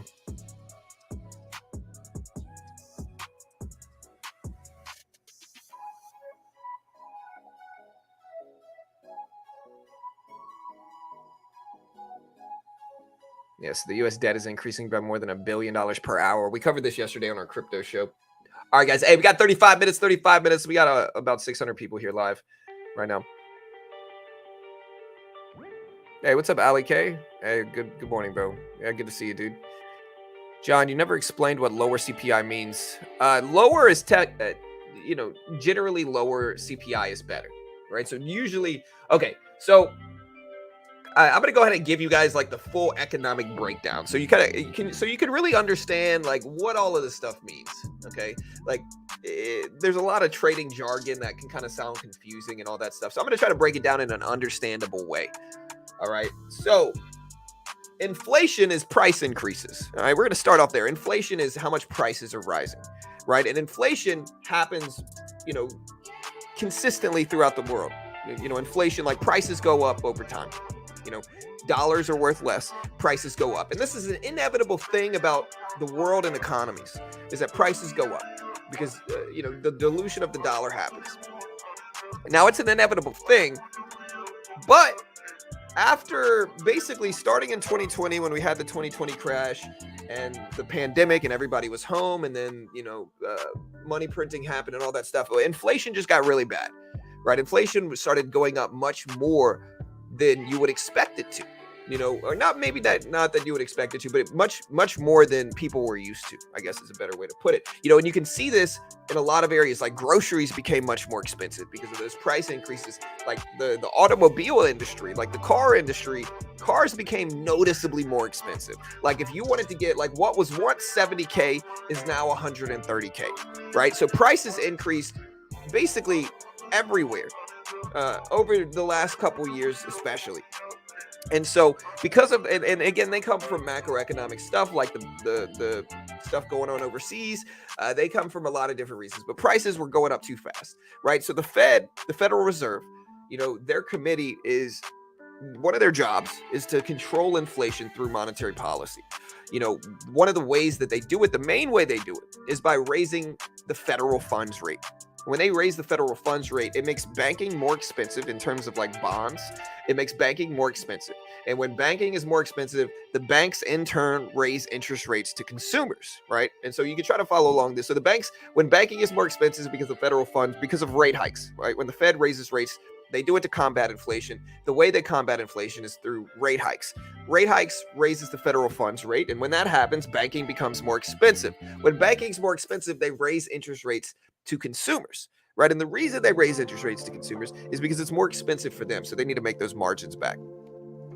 when interest rates are raised to consumers, consumers do what, right? They stop spending as much. They stop spending as much because interest rates are too high to spend. And thus, it slowly decreases prices, or at least that's the logic of it. Again, when consumers stop spending, businesses lower prices in order to compensate for that, right? So business, if you're selling gum and you put your basket of gum out and usually at the end of the day, there's no gum left. But at the end of this day, there's a bunch of gum left. Like you didn't sell barely any. What are you going to do? You're going to lower prices, right? Because you have to, because nobody's buying your gum at the current price.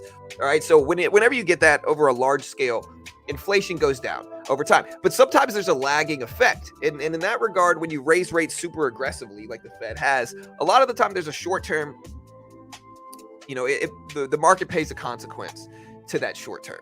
And so the market ends up going down. And a more restrictive monetary policy, like more rate hikes, is what they call hawkish. Hawkish. So when you hear hawkish, think aggressive rate hikes, more restrictive monetary policy. Whenever it's less rate hikes, more of a cut rate situation or a pause, then that's called dovish, right? Which means an expanding monetary policy.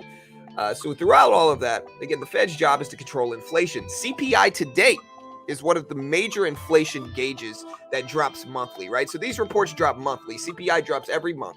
It's the consumer price index. And so it's how much prices are rising for consumers. And so in that regard, it's one of the most important inflationary gauges that we have. The Fed definitely looks at this. But to be honest, the Fed also looks really heavily at the PCE, the personal consumption expenditure.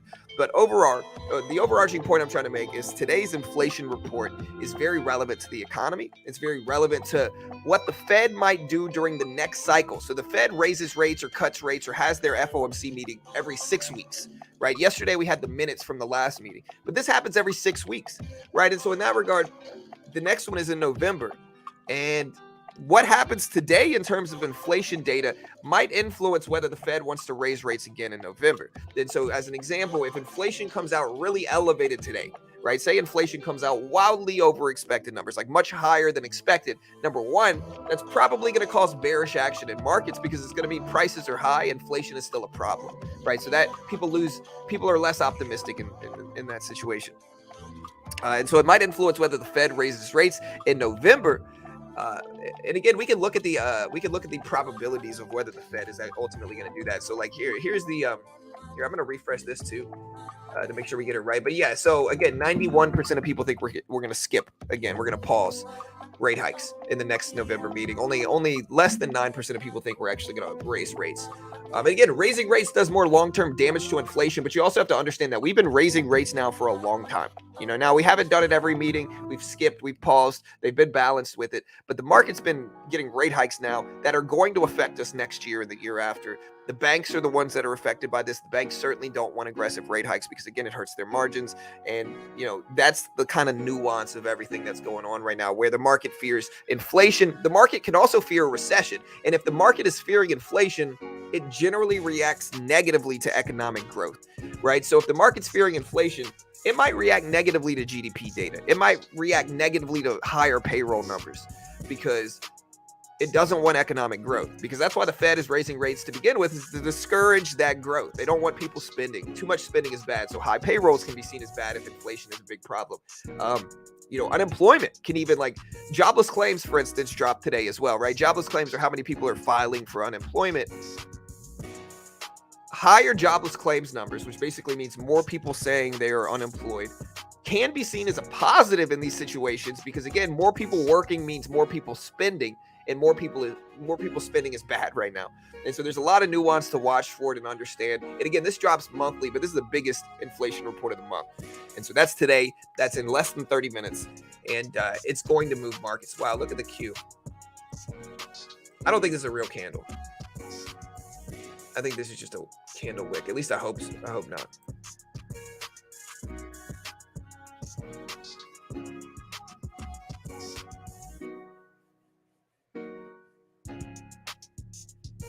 Okay, so yeah, there's the correction.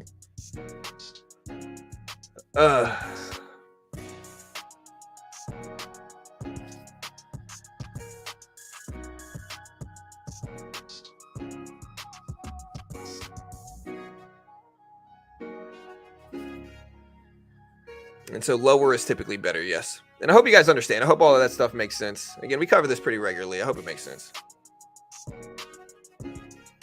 Yeah, I mean, again, it's not a perfect science. Like, it's not like raise rates is going to help or hurt anything directly. It's indirect.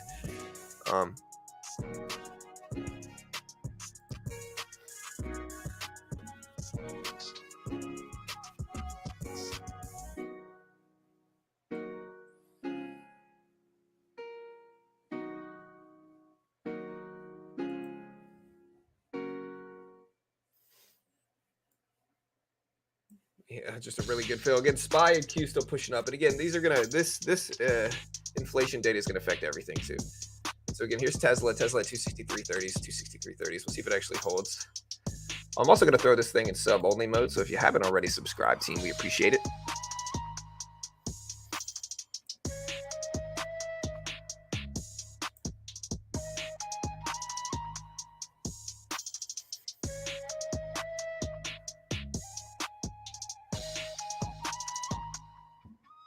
Is Tesla and Nvidia buy for today? I have no idea. I have no idea.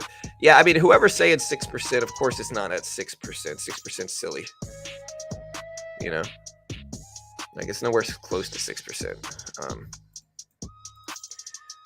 Like even if it comes out worse today, you know, like it's still not going to be anywhere close to 6%, man.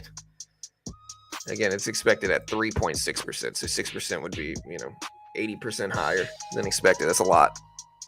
Jobless claims are going to be relevant too. Core CPI might be relevant. Core CPI expected at 4.1%. But they're both expected to slow from last time. So last time CPI year over year came in at 3.7. This time 3.6. Month over month CPI last time came in at 0.6%. This time they're expecting 0.3%. So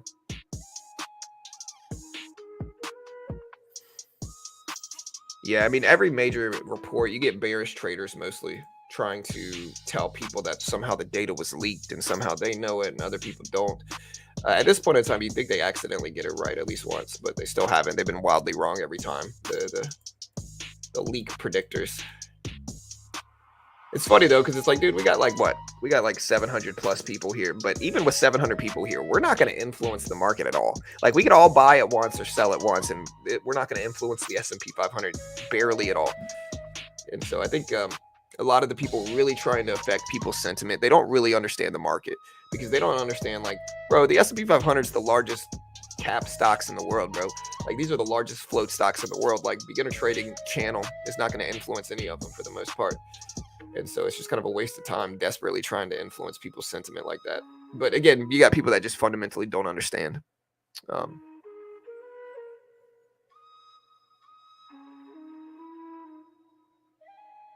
Yeah, slap that like button. CPI is not out yet. It comes out in 22 minutes. It's consumer price index is what it is. Yeah, my son's doing better. Thank you. Yeah, for sure. Yeah, she said, Johns, thanks for all the info and explaining it in layman terms for me. It makes it makes all sense now. Yeah, for sure. All good, dude. Took me a little while to understand too, but once you get it, like you get it. Like once you understand it and you start watching the data, it all makes sense. Like it all makes sense. It just takes a little while to get. Charge Point. Yeah, I just don't trust this company at all.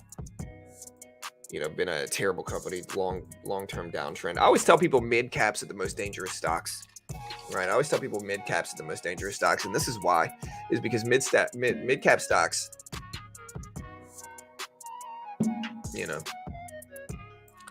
mid cap stocks can drop 80% in a year like this, you know, and people invest in them like they're Amazon, and they're just not.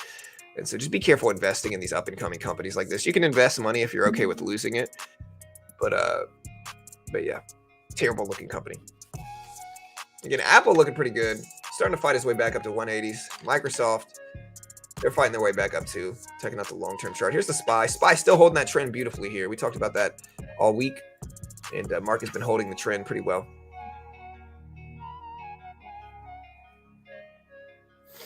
Last CPI, how much did we move percentage-wise? I'm not sure, to be honest. Good morning, John. I am late. Maybe someone else asked, but does yesterday's hot PPI rise the possibility of today's CPI coming in hot? Are they directly or proportionally connected? I mean, they're connected. for sure. They're both similar. But from my readings here, like from what I've seen, one doesn't necessarily wildly influence the other in an easy to understand way. Like, so a lot of the times you'll see PPI come in lower than expected, CPI come in higher than expected. Kind of like the prelim payroll numbers and the actual payroll numbers can be wildly different. I wish it was as easy as saying, oh, well, PPI came in high, CPI must come in high as well, right? I'm going to short or whatever. And maybe that's the case here. Like, I'm not saying that doesn't happen here. That's certainly very possible here as well, right? But it's not something in which it's that obvious of a correlation, I would say. And again, I cover all these reports, right? So that's not something that's incredibly easy to find the correlation in. And the reason for that is because sometimes producer prices being up, can be better for consumer prices going down and vice versa, right? Because if producer prices go up, then, they could also sit on more inventory. And in that regard, when they have more inventory, excess inventory, over time prices are going to fall so they can unload it. And so there's some correlations there that are not as easy to see and predict. And again, I wouldn't necessarily bet money on it, but I don't know. Anything could happen. Maybe that's the case here.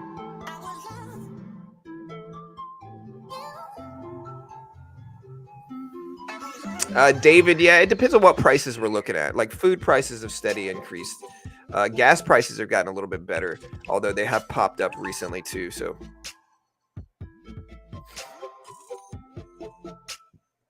all right, team.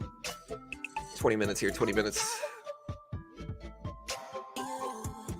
Again, slap the subscribe button here. Help us grow. We appreciate the love.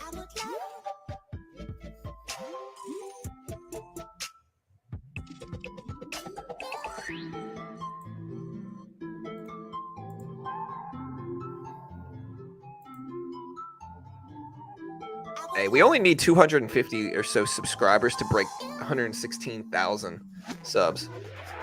So hit the sub button, guys. We appreciate the love. Team, keep hitting that like button. Hit the subscribe button. Thanks so much.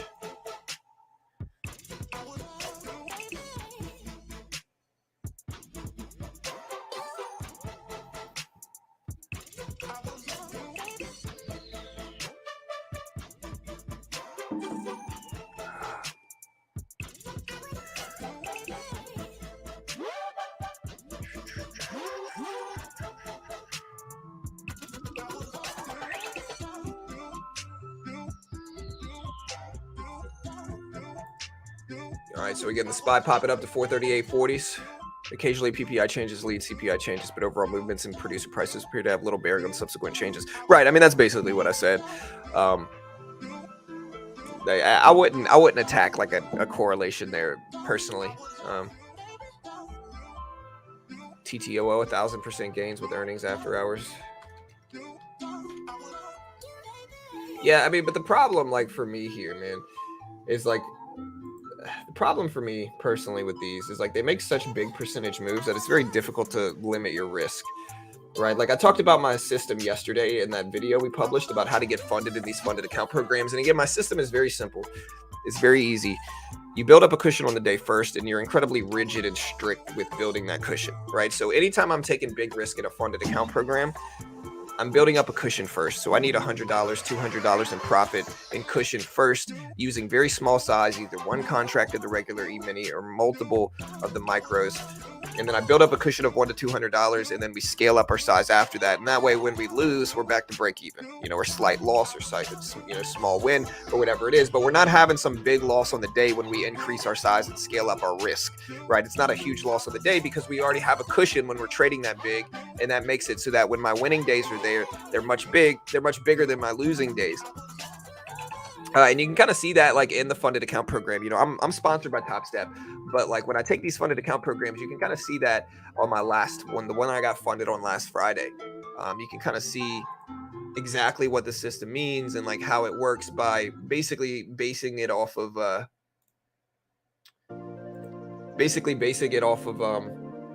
my best day versus worst day, right? So if you look at this, like here is my end balance after getting funded. Right, so here's my end balance after getting funded on this one. My best day was basically $1,500, right? So my best day was $1,500. My worst day was $167. And we got funded in 4 days. My average winning day was $792 here. And again, the reason I can hit this, and I got funded in 4 days, you know, here's my graph. I actually had no losing days. So look, you can check it out here. We only day traded 4 days, and again, 100% daily accuracy. You can see my graph. And again, the reason we have this is because when we take big risks, we already have a cushion on the day, right? It's really, it makes it a lot easier to get funded in these funded account programs like Top Step. And Top Step is great when it's the best one. It's the most legit one in the world. They pay out millions in actual withdrawals every year. They fund thousands of traders a year. They give you a demo and they test your skill. And if you can hit the target, like the one that I was just talking about, the target was 3K. If you could hit that without losing over 2K, they in following their rules, they fund you the same amount. They pay out millions in withdrawals every year. They fund thousands of traders a year. If you want to check it out, great way to help support your boy here in this channel. I'll put the link up here. Again, they are a sponsor of mine. I'm definitely biased in their favor. You want to check with them and everything else. Yeah, I mean, BB, no offense to you, but nobody's really watching your calls here. I'm not trying to be a jerk. I'm just saying, like, I'm not really paying attention. I don't really remember who you are either. So I mean, you might have made a good call, but you know, I have no idea. Good luck to you. No, they don't have. No, you can trade the news day trading with Devin. They used to have one, but they changed it. So they used to have one.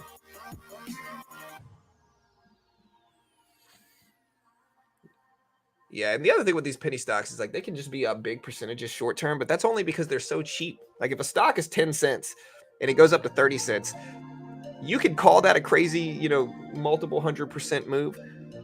But it's not as impressive as it sounds because it's a terrible cheap penny stock that's down 99% on the year. You know what I mean? And so like, yeah, it's up a little bit, but like the company's terrible, and when a company's this cheap and has been down this much, they get desperate. And when they get desperate, bro, like they can be a lot of sketchiness when they get desperate. You can get halted, and they can do offerings and dilute themselves midday. They can T2, like do all these different types of halts. They could, you know, do a lot of crazy sketchy stuff. They can get halted and never resume. And so the risk playing with those is super high. I just don't like doing it. I like controlled risk, right? That's what we talked about in that video yesterday. I like controlled risk.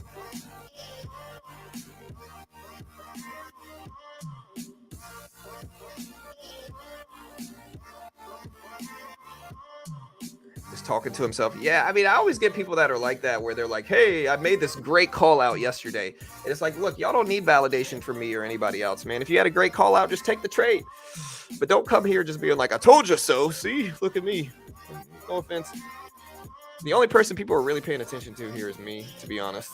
And I'm not even saying they should. I don't even give out call outs or picks. I'm very much against the whole call pick, stock pick mentality. Just not really my thing.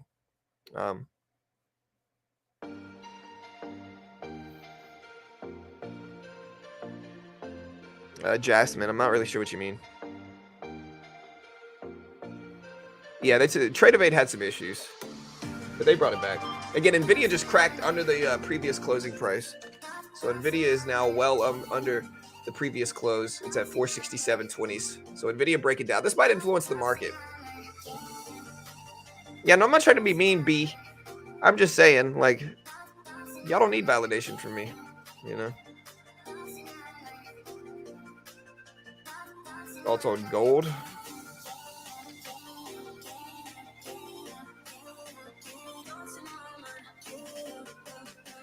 Gold's still been ripping up in everybody's face, right? Yeah, gold up to almost 1900.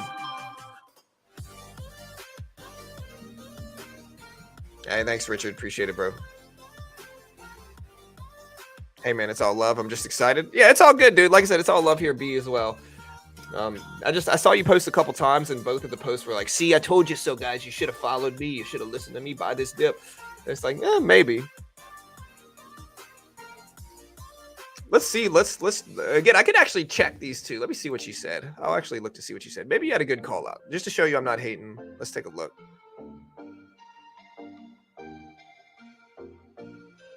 Let's check to see what your comments have been.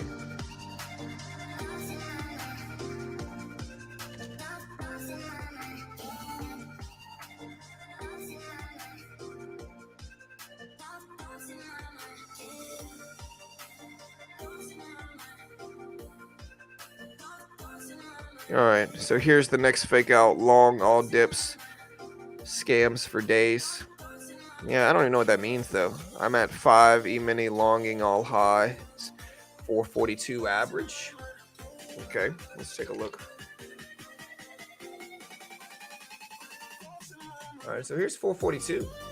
So if you bought that dip, it's a good job. Hey, nice work. I'm happy for you. But I mean, also, like, regardless of what you did on this individual trade, I mean, good work, number one. But like, also understand nobody's really going to be copying. Like, at least nobody should be copying, because no offense to anybody at home, but y'all are just a bunch of randos on the internet. You know, I'm definitely not copying y'all. But a good trade though, nonetheless. I don't want to seem like a hater. Good trade, bro.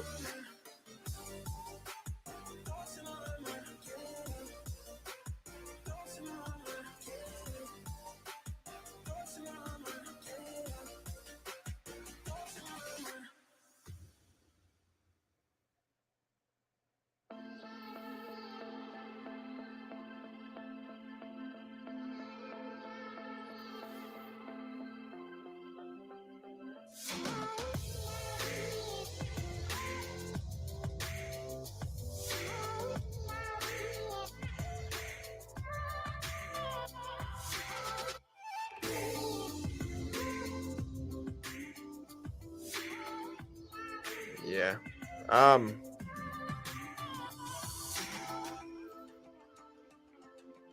This person saying they spent 0.001 cent transaction fee. Hey, we got 10 minutes, guys. 10 minutes. Here's the E-mini and here's the spot. Here's the Q. Again, we're looking at the NASDAQ, Tesla. Again, the numbers drop soon here, guys. Make sure you hit the live button next to the play button. Make sure you're fully caught up on stream. We appreciate the love.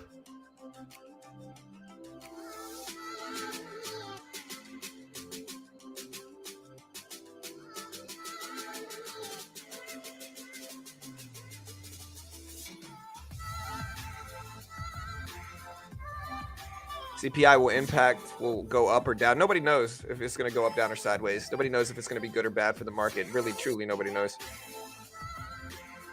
I'm not here to copy, but to be informed with your content. Awesome stuff. Hey, thanks so much, dude. We got 10 minutes. We got like 9 minutes left, but still. Yeah.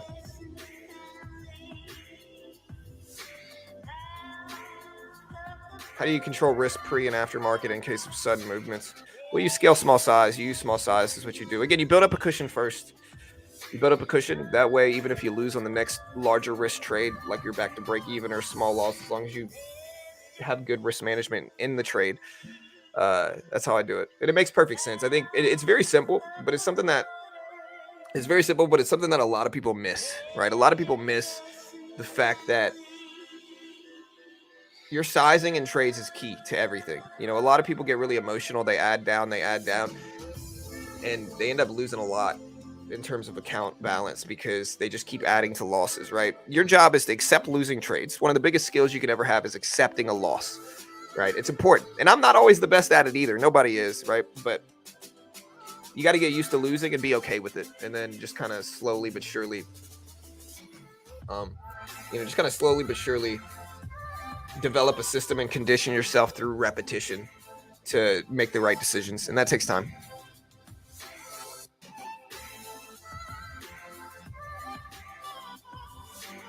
Yeah, I can never be a hater. I'm top 3 all time ever in the world for sure. Top 3 most humble traders also.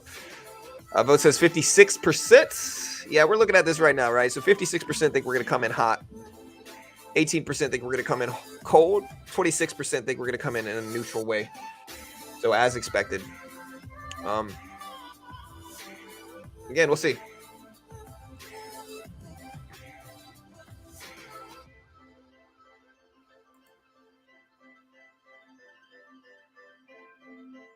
Are you him? I guess so. I don't know all these young people saying I'm him or whatever. I guess I am. I don't know. 4,600 in 2 days. We'll see, man. Again, somebody was saying, was that you that said 4,600? Or no, I think somebody said 5K maybe. Right? Was that you? There's 4,600. Oh, yeah, you're right. You were the one that said 4,600. And I was like, maybe. I mean, 4,600 is the highs. All right, so this is the highs. Hey, all good. Flows. All good, man. Appreciate the love. Yeah, long or short? Bull or bear, guys? Let me know what you guys think. Bull or bear, long or short? Let me know what you guys think.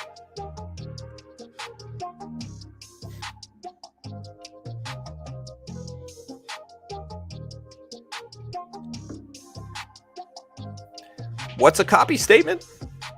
What statement?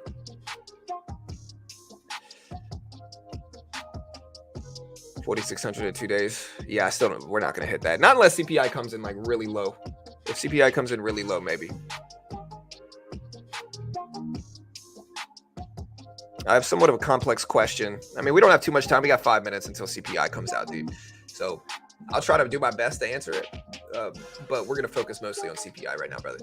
Here's the Q. Here's Tesla. Yeah, we're going to watch Tesla too. Tesla has earnings next week also.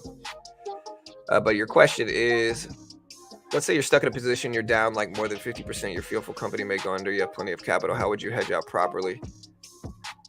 You're stuck in a position, you're down more than 50%. You're fearful the company may go under. You have plenty of capital. How would you hedge out properly? Well, I mean, there's no right decision there. You could always average in and try to get a better, you could always add big size to it and hope you get a bounce short term, but there's a lot of risks that come from that. Specifically, again, there's a lot of risks in that.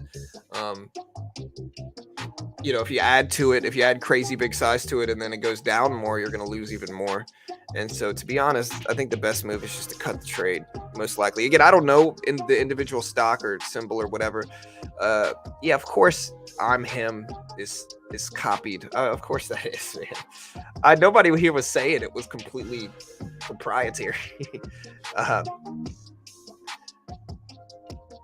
It's open so high you can't buy. We're going up. Yeah, but again, I don't know if there's a right answer there. It just depends on your risk tolerance and how much money you have, that you're okay with risking. I mean, you could always add more to it and then hope it bounces. And then if it does, great, you get out for 25% off loss or whatever it is.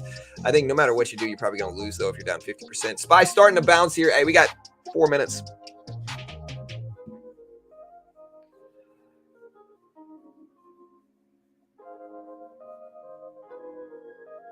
Staying flat, no luck with news. Could also sell covered calls on your shares. Yeah, for sure. But that's going into a territory I'm not super, comfortable with doing all that different stuff. I'd probably just try to cut the trade, to be honest.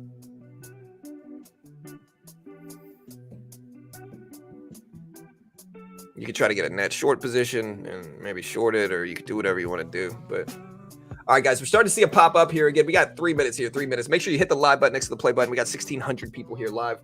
Again, hit the subscribe button as well, team. Hey, help me hit 116,000 subs.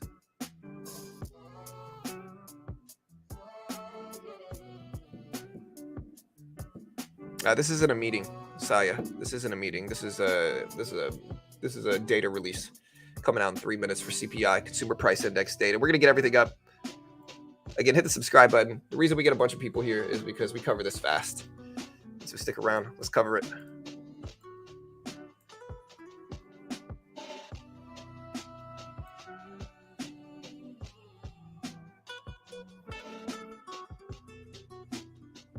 Jobless claims numbers today, too. Jobless claims expected at 210,000. Here we go, team.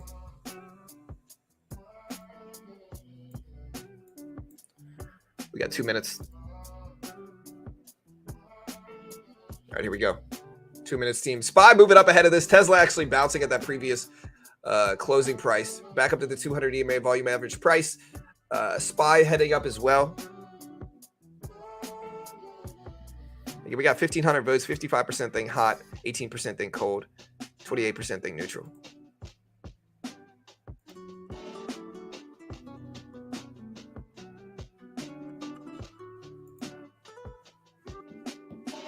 Market's heading up. Again, we got about a minute and a half left. Market bottom is in.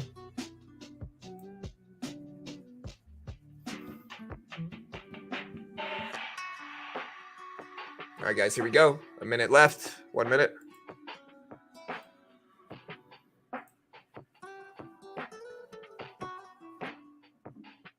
All right, team.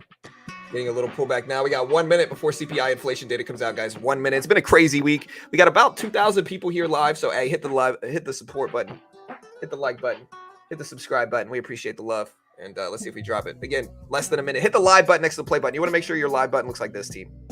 Again, you want to make sure your live button Looks like red. You want to make sure it's red like this. If not, you might be delayed.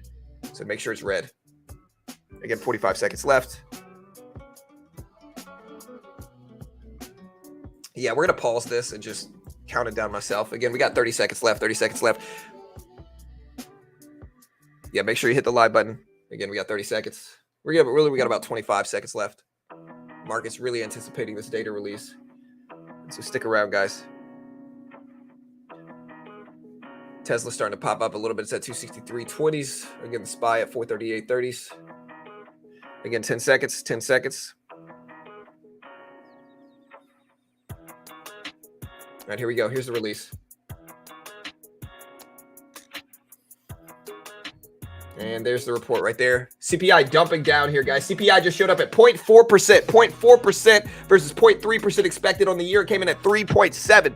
3.7% versus 0.4% on the month. 3.7% on the year. 0.1% higher than expected on both of these. And Tesla's actually ripping up a little bit. SPY down some, but starting to retrace. Again, pretty neutral.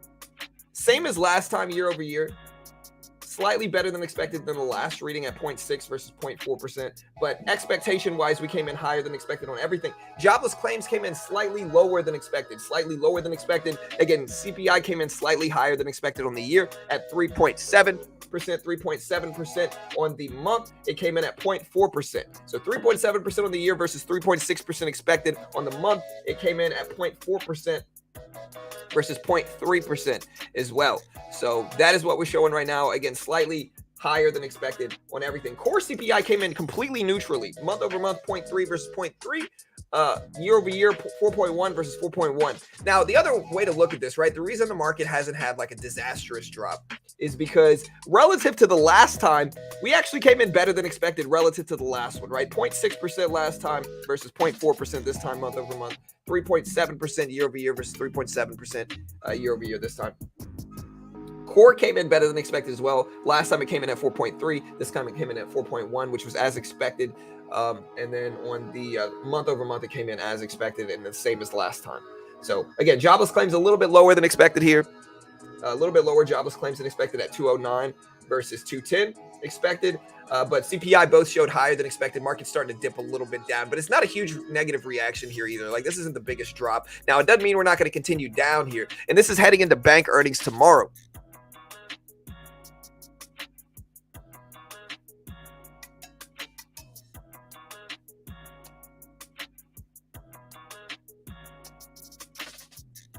All right, Walgreens had some news come out, but again, there's the numbers. Jobless claims. We're going to put these up on screen so you can actually see it here. But again, CPI came in slightly higher than expected at 0.4% versus 0.3% and on 3.7% versus 3.6%. And so we'll put this up on screen.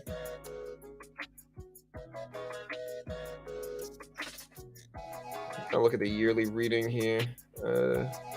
There it is, 3.7 versus 3.6%. Jobless claims again at 209 versus 210 expected. 3.7%. There it is right there. Yeah, the Dixie's going to be, I'm assuming the Dixie's moving up, right? Because CPI is down or CPI is high. Yeah, so Dixie is ripping up. Somebody said it was dumping. Oh, you said pumping. Sorry. Yeah, so the dollar index is ripping up right now. And that's kind of what's going to happen.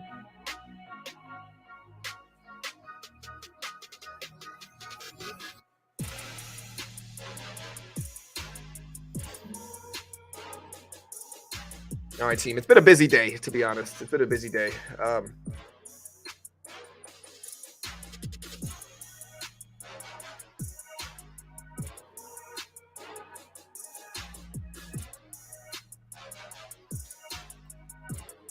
All right, team. CPI data, again, coming in low or coming in high. Coming in hot, hot, hot. We're going to end this poll. We're going to do another poll right now. Again, so we're going to do another poll right here. Now, the question is, does the market close green or red today? Green or red? Vote on the poll. Again, so here's the previous closing price on the SPY, right? So in the level at which it goes from red to green, green to red is right here at 436.30s, 436.30. So here's the red to green spot right there, 436.30s. That's the red to green level. Again, the dollar index pumped up, which is not a surprise because the Dixie usually moves inversely relative to the market. Gold actually falling down some here. So gold is going down some. Walgreens actually green on the day, bro. Look at Walgreens, man. Shout out to it, dude. Hey, we'll take it. We're actually still green on our equities trade, even with this latest dip. Again, it's not a huge drop, to be honest. Like, this isn't the worst drop. I mean, the market's still green on the day, still, even with CPI, right? So, again, here's the market over the last couple minutes.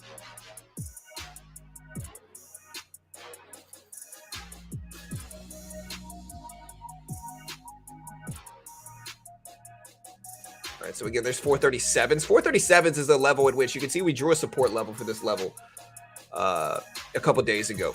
So I think 437 is a big spot. And we've kind of followed it. If we put a 5-minute chart up, like here's 437s. We tapped that. That was the high of the 10th of October. So we're pulling back to that 437 level now. We'll see if it acts as support on the SPY. We can also look at like the NASDAQ here.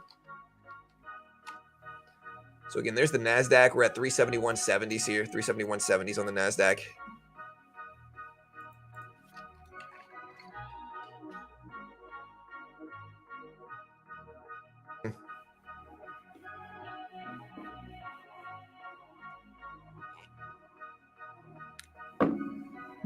All right, so SPY still testing 437s. Look at the Q. So here's the Q.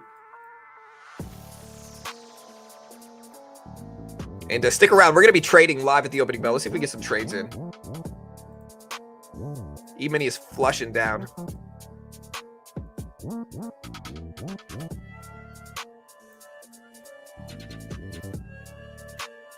All right, so we just scalped a little bit on our funded account yesterday.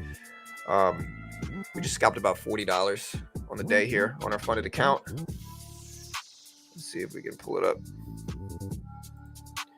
We shorted. We're going to see if we can pull up some other charts, guys. So bear with me here, team. Where did that window go? Also, guys, if you haven't already, check out Top Step. Again, Top Step is a funded account program in futures. I'm not going to give a super long plug. But again, in this funded account program, you can day trade these economic reports, and there's no PDT rule. You can day trade short, buy market, buy bid, sell the ask. You can see here's the SPY and here's the E-mini. This is the same price action. It's the same thing. This is the S&P 500 E-mini. This is the SPY, which is the S&P 500 ETF. So you can basically trade the SPY in futures, no PDT rule. You can day trade short, buy market, buy bid, sell the ask, just like stocks, but there's no PDT rule. And these funded account programs, they give you a demo and they test your skill. They're very cheap. If you're good enough to pass the test, they fund you the same amount. Base one's $50K. If you could pass the test, which is making $3K in profit without losing $2K, again, if you can do that, they fund you $50K with a 90% split, and you get to keep your first $10K in profit. They pay out millions in actual withdrawals every year. They fund thousands of traders a year. Again, we talked about my risk management system earlier. What I always try to do is the first step of it is account building cushion. Like I build a cushion first. That way I can take larger size, and if I lose, it's not the end of the world because I already had a cushion prior to that. But if I make money, then I have these big winning days. You know, so when you look at my actual stats of these funded accounts, when you look at my actual stats here in these funded accounts, it's one of the reasons, like, look, here's my last one that I got funded on last Friday. And we've been funded on a bunch of them. But if you look at my stats here, it's one of the reasons, like my best day, we made about 1,500. My worst day, we made about 170. And so we can have big winning days from this. Again, you can see we had no losing days. And again, we're just trading small, building up a cushion first. And then once we have that cushion, using that to take larger risk and limit downside, right? It's what most risk management systems should be, to be honest. And so here's the SPY starting to break down. We're under 437s. Here's the Q all the way down to 371s. They're both testing the red to green level. So again, the SPY is going still technically green. The Q is technically red on the day as we speak.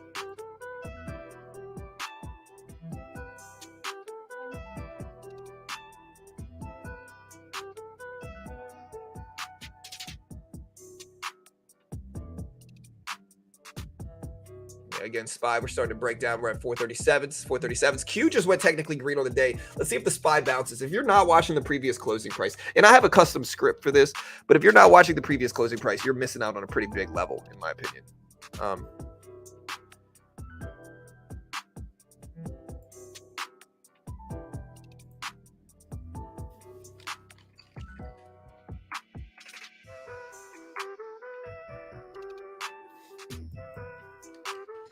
All right, team. So we still got a little bit of time, left.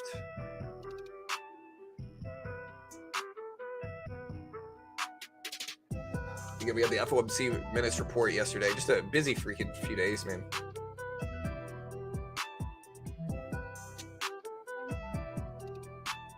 Again, we still got about an hour left. Look at the Q. Both started to bounce back. I'm going to put a 1 minute chart up here instead. So here's a 1 minute chart. People getting mad at me for yelling the report. Like, we cover it very quickly. Like, we cover it fast. And so, yeah, we yell it out. We get hyped about it. You know, if you don't like it, cry about it. It'll be all right. Again, here's the SPY starting to bounce up a little bit.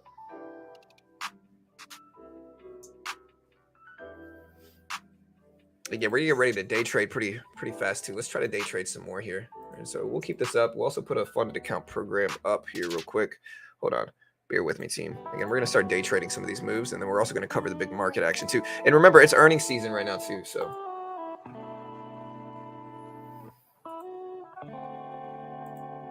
All right, here we go.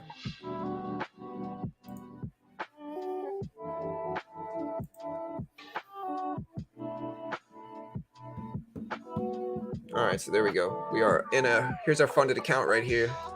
Or this might be a combine account, but here's SPY starting to bounce up a little bit. Part of me wants to short this. I don't think we're going to really bounce back that much. And so we're going to work on building up a cushion in this account first. So we're going to start off with just one contract of the regular E-mini. I don't want to take much more than this. And so we're going to keep our risk very tight. We're focused on good entries right now. And we're probably going to have to cut this. But again, it's very small. It's $50, right? So again, the job is to build up a cushion of a couple $100. Very small trade so far. There we go. Now we're slightly green. Looks like we didn't have to cut it. See if we flush down a little bit, give us a cushion. And then once we have like a $50 cushion, we can maybe scale up. There we go. All right, so we're just going to go ahead and cut that. So we just made a little $60, $70. You know, so we got first half of that cushion built. Again, we need a little bit more, in all honesty. Again, here's our P&L right now. We need a little bit more before we have a good cushion. We're up 62, 63 bucks. Equities are doing okay, though. And so I'll try to show you how I do it today.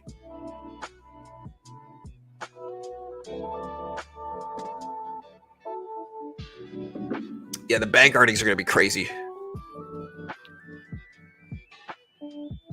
Hey, I'm from Colombia. I just found your channel a couple days ago, and I really like the way you explain the news. Thank you. Hey, thank you, Carolina.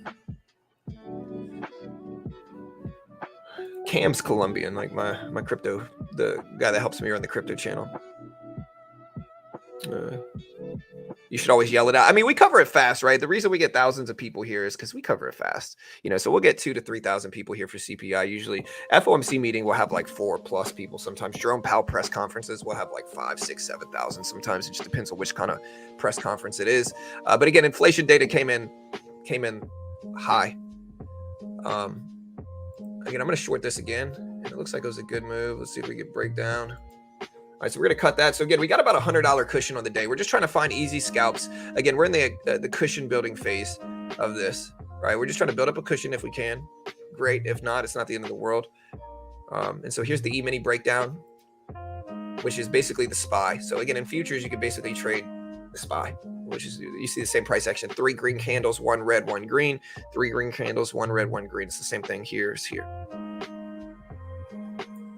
Hey, thank you, Fraser. Yeah, Walgreens has actually been doing well, man. And people were hating on my Walgreens trade in the morning after the earnings report. But again, I bought the dip because it's just so cheap. It's been dropping so much. I think Walgreens still okay. Like, it's still a healthy enough company. I'm also in Roblox.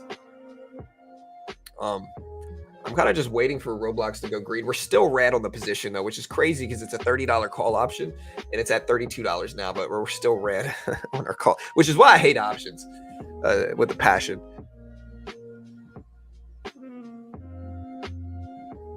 Dumb question, but what do you mean by cushion? I mean, okay, so I need to build up a cushion first, right? So we're going to short this as well. So what I mean is, like, I trade very small until I have bigger profits on the day. Look, we're going to cut that. All right, so look, so again, we trade very small. Again, we made a full video about this yesterday, and if you want to check out the video, look, I'll post the video right here. So again, if you want to check out the video, this is the video that details like the full risk management system that I have, right? All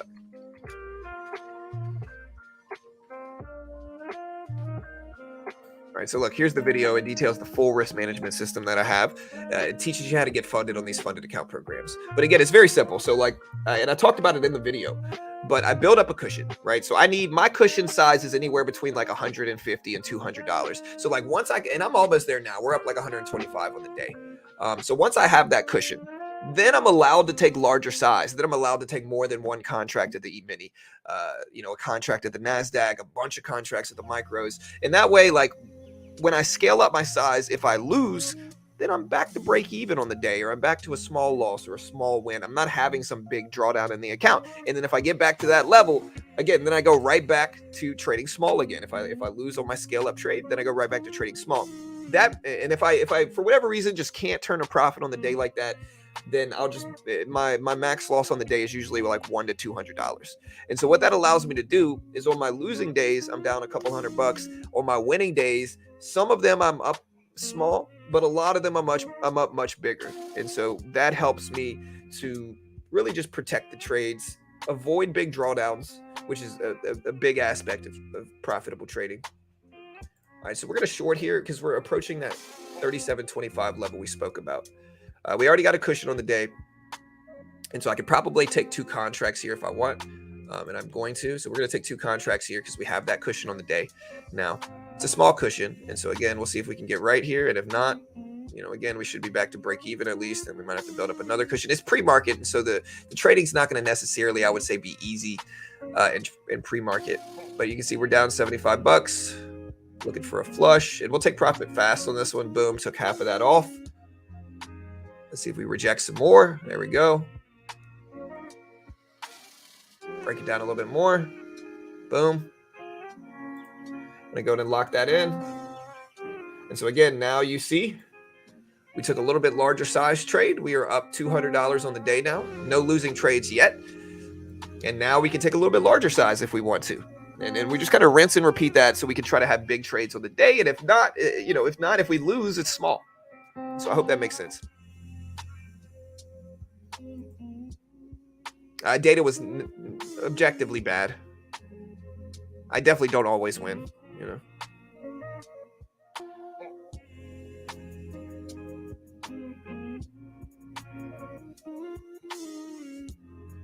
Yeah, and what's weird is that we've been shorting but making money as the market's going up. So we're getting these very small little trades right here. We're catching these little pullbacks. Now we're starting to look even stronger here, which again, as we push up more and more, we're hitting the VWAP right here. So I kind of want to short this too. But as we push up more and more, I become less and less trusting of this. I think we're probably going to reject right around now, to be honest. I think we're going to reject right here. And we're going to keep moving down.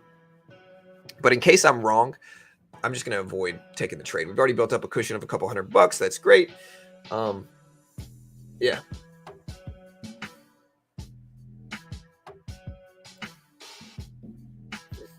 Humble. No, I'm definitely top 3 most humble ever for sure. Definitely top 3 greatest, most humble traders in the world.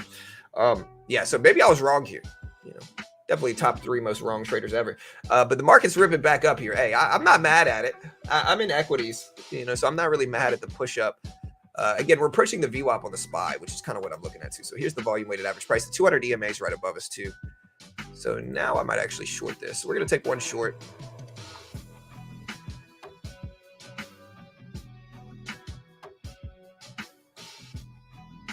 Again, we're going to take one short just because we are testing the volume weighted average price now.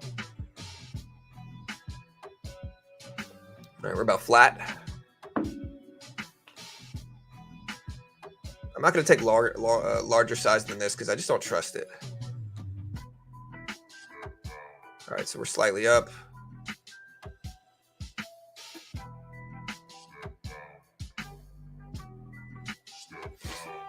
Again, we're flat.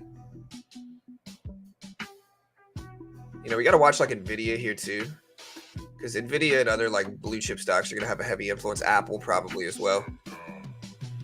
I'm getting impatient here, if I'm being honest. I don't like this that much. Yeah, and maybe for good reason.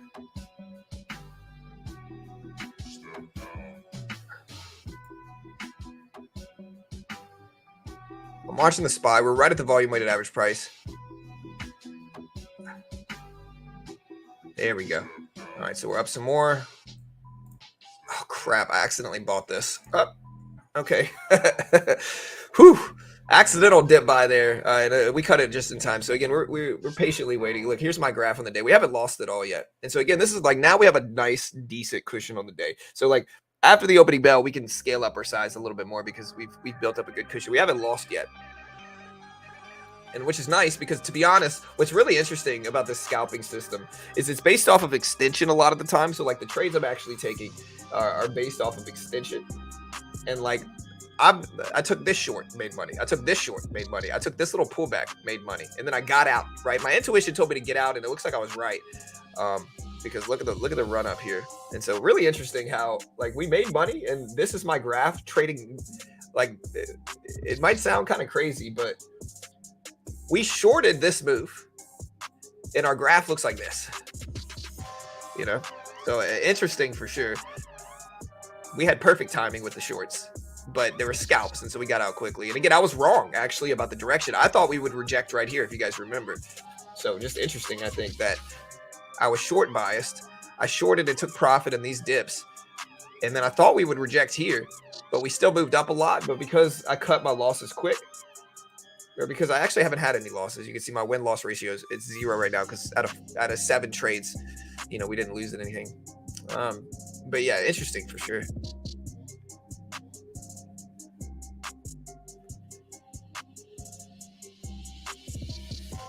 Fed rate hike odds now 97% for a pause, which is weird because you would think with inflation data being higher than expected, the Fed would be more likely to, you know, not pause.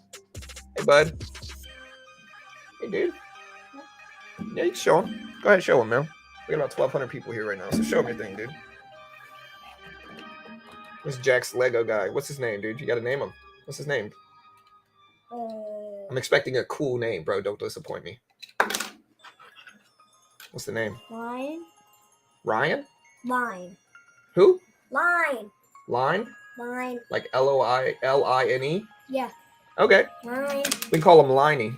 Because I don't have a line for this or something. Okay. Or Lionel. Like Lionel Richie. Cool, dude. Yeah, I don't want you to break it, bro. So. Or maybe Bob or something. Bob? Bob. Yeah, we got one of those jiu-jitsu dummies. We named him Ted. Ted and Bob. That's cool, dude. Yeah, buddy. Here, it's all right. Don't break it. Look, you can fix it later. Yeah, I don't know if that's going to stick.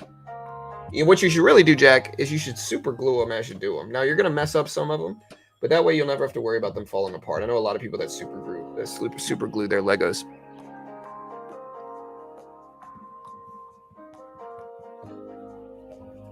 Yeah. Yeah, see, look, they like it. They say you're doing a great job, dude. Good job, buddy. Bullish? Definitely bullish.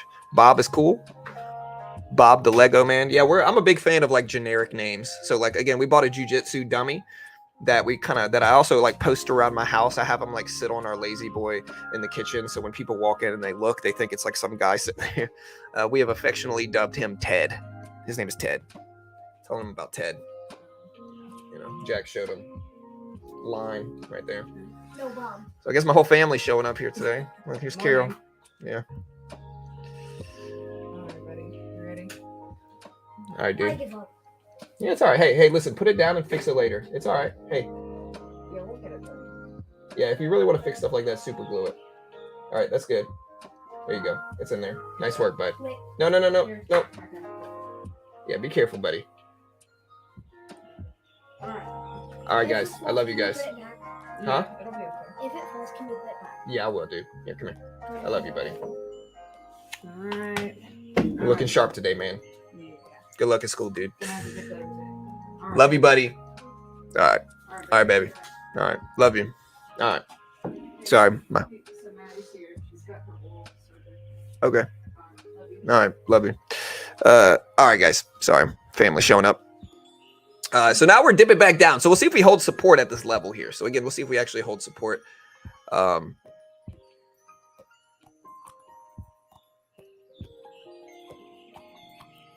is this set up? What's a contract? So the futures market, again, I've always every few days I have to explain this, but it's all good. So futures, were originally created by farmers who would grow crops, and then by the time it came to yield those crops, the prices had fluctuated, so it wasn't profitable for farmers. It wasn't as profitable as they wanted it to be. Here, I'm going to short into this. So it wasn't as profitable as they wanted it to be.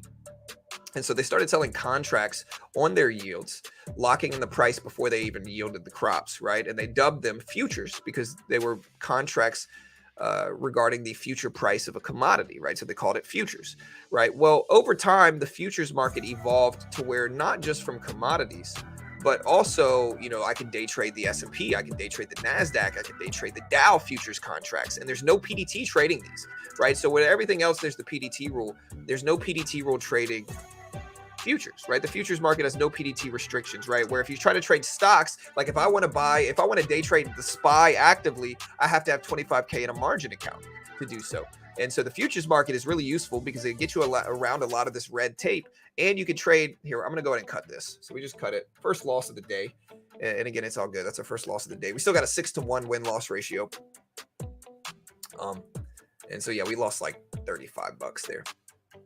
I'm still pretty short here. I think this is going to reject, to be honest, just to clarify. Like, I think it's going to reject. But yeah, they dubbed it futures, right? Because you're betting on the future price of a commodity. That's what futures are. But at this point, you can trade gold, silver, some currencies, the S&P 500, the Dow, the NASDAQ, you know, cattle prices. Like, you can trade all these different things in futures, and there's no PDT rule. And so that's what it is.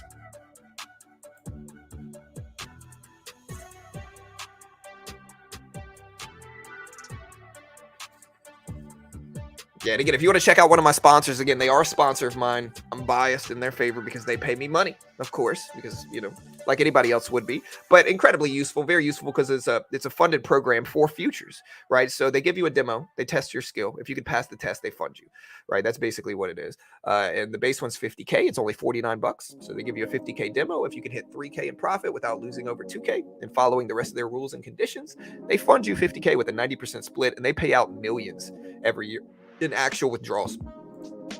So if you want to check them out, here is the link. Again, they're a sponsor of mine. Shameless plug here, shameless plug. Another one of my sponsors, guys, is actually really useful. So if you're having a hard time finding profits, one of my favorite ways to build a cushion, right? So if you want, like, really, I use Chart Prime, I usually scalp in the cushion building phase, right? Where I actually use Chart Prime the most is after I built up a cushion, I can take larger risks based off of these specific trades. So look, and again, when you start to get some intuition about direction, remember what I said. So I got stopped out of my trade because I just needed to follow it for good risk management. And maybe I got scared out of it a little bit too early. But remember what I said. I said I still thought it would break down. Like I thought it was gonna break down. I thought it was gonna reject, and that's exactly what we got. So even though I got stopped out, we did get a breakdown here, as I thought we would. Right? And I think we're probably gonna continue going down at least a little bit, maybe not, but. Anyways, so I'm just putting it out there. I was definitely right. I'm not going to say I told you so, but I definitely told all of you. Haha. Okay, I'm just joking, but still, kind of. But anyways, check out Chart Prime. Chart Prime, really useful. Here's the E-mini, the same thing I'm trading in futures, right? I can put up these Chart Prime scripts, right? My favorite way to do it, to be honest, the ones where I really like taking big size is the regular market oracle. The regular market oracle, it'll give you these reversal signals. It'll also show you candlestick patterns. And this is just a small piece of what they offer. And this is a 5-minute chart, but I can use a longer term chart as well. And again, it called this reversal back up to clarify. This is a 5-minute chart. But where I really find value in them is when you get an engulfing candle and a reversal signal that shows up within this, I would say within 15 to 20 minutes of each other. It's even better if they show up like right around the same spot like here. So look, reversal signal, engulfing candle, big breakdowns, right? And to clarify, this is 3 hours of price action here. So this thing called 3 hours of negative action. And again, I challenge you to back test this yourself. It's only $40 a month, right? I think it's $40. I might be a little bit off there, but I think it's around $40 a month. And again, I challenge you to test this yourself and look at how accurate this is. Let's see, did this one work?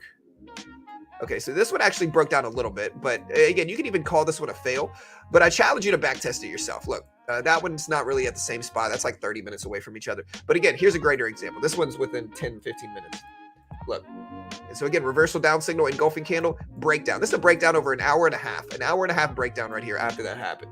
And again, I know there was one that didn't work, but again, if you keep going back looking at this, and I think there's also a correlation here with specifically, if more than one engulfing candle shows up, it might work even better, but I haven't actually tested that one yet. But like, look, reversal up signal right around the same spot and a bullish engulfing candle. Big price action increase, 3 hours of bullish action afterwards, right? So these are the trades that I really like to scale up my size. After I build a cushion, I take some trades like this because they're a little bit longer term. But again, they can just be powerful. So I don't see these are too far away from each other. These are like 20, 30 minutes away. I need them much more close. And they don't show up all the time, right? So you're going to have to find them and wait. Look, here's another example. Again, the same exact thing. Engulfing candle reversal down signal. Boom. Big negative action. 2 hours of drops. This is 2 hours of red action after that happened. And again, you can keep going back. So right now it's like 4 and 1. But if you go back, again, this one might have been wrong. But look, same thing. Multiple engulfing candles showing up here. Look. Beautiful down action. Even if it's 60% right, it's still powerful. But I would say it's probably well over 60% over time if you look at it. And again, this is just a small piece. Here's another one right here. Look, bearish engulfing candle reversal. Boom, drop. This one worked as well. This one worked as well. Look, multiple. And I still have to back test this also. Again, because look, bullish engulfing candle reversal signal. Beautiful bounce. I think more than one showing up within like a 20 or 30 minute period can be powerful. But again, I challenge you to back test it yourself. This is just a small piece. They also have smart money concepts. You can look at shorter term indicators. I can use an hourly chart if I want. I can put up chart patterns and see like longer term chart patterns, buy, sell signals, smart money concepts. You know, I can look up an hourly chart and see the same thing on a longer term perspective. And there's just a lot of use here. Look at the triangle break and how well it works. There's just a lot of stuff here for $40 a month. Anything that's on TradingView, you can use these on. I can't guarantee you're going to make money. Nobody can. But again, they're just useful. And so again, check them out if you want the link. Here it is. Great way to help support your boy here in this channel. I can't guarantee you're going to make money. They're a sponsor of mine. I'm definitely biased.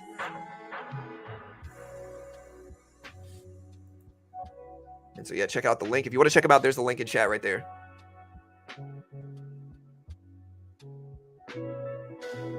Yeah, core being neutral. Yeah, core data was actually better than expected. So again, regular data was worse, but core data was actually much better.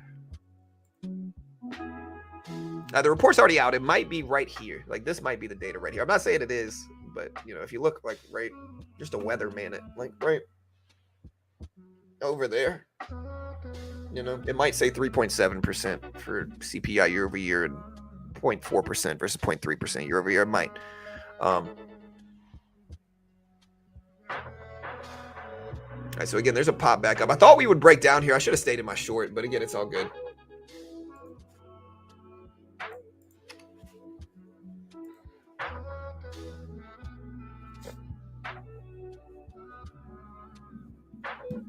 All right, look at this pop back up. Again, I do want to short this. I guess I will. Let's see if we get a little breakdown flush. There we go. All right, just quick little $50 gain here, man. Look at that $50 gain. We made that in like 3 seconds. Again, another big part of my system, just so people understand it, we're going to have some videos coming out soon about this system, but another big part of it is this. I look for up wicks a lot. I use wick movement to indicate momentum and short-term rejections or strengths. And so again, high up wick signifies a potential rejection short-term. High up wick here signifies the potential rejection short-term. It doesn't mean it has to. Like nothing's 100%. But again, like we just kind of called this. So like, look, we said short-term up wick signals a short-term rejection. And then look at this next candle. And so again, it's not a perfect science. Okay. It's really not, but short-term price action can be gauged by candle wicks. And if you think about the logic of it, where if a candle moves up really big and then down fast and forms like the candle wick that looks like that, that means selling pressure, right? So a high up wick like this means selling pressure. And then in that regard, the same thing with the down wick as well. And so I hope you understand, like my system revolves a little bit of everything in that regard in terms of sentiment. All right, yeah, 50-50 votes.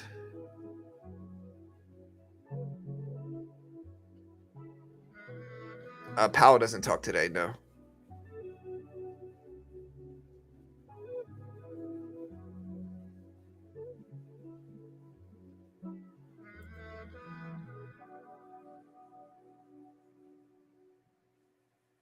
All right, team. Hey, subscribe if you haven't yet, guys. It's been a busy few days, man. We still got 23 minutes until the opening bell. We've been trading, and again, we were right about that breakdown. There's a lot of things that we're taking into account here. The first one, number one, is like, okay, we had a bad CPI report, right? So that initially tanked the market. Just to show you the logic of some of these short trades that I'm taking here today as well. bad CPI report tanked the market, right? Then we bounced back. I thought a little bit too much, right? So I thought this bounce back was a little bit too much, all right? So that's another thing I'm taking into my kind of sentiment in my head. Like, okay, we bounced back a little bit too much short term relative to what the CPI report actually was. And so we drew this level here before, right? This level here. We drew this level here. And so when we broke underneath this level and bounced back to it, we said, okay, well, it's probably weak. Unless it pushes all the way back up and breaks this high, it's going to be a weak pattern, a bearish pattern, because, you know, it's a flag pattern, for lack of a better word. And just to show you this, like, look, let's draw it out. I'm not the best drawer here, but it's a bear flag. Or at least kind of a bear flag. Maybe a bear wedge or whatever you want to call it, right? But yeah, in that regard, I'm usually shorting into these pushes. Now, when we start to bounce back a little bit more, I'm just more skeptical in it. But that's one of the reasons we were able to say, hey, I think this is going to break down. I got stopped out, but I told you guys right after a few times, like, I'm pretty sure this is going to break down. And you start to get that kind of intuition over time, I would say.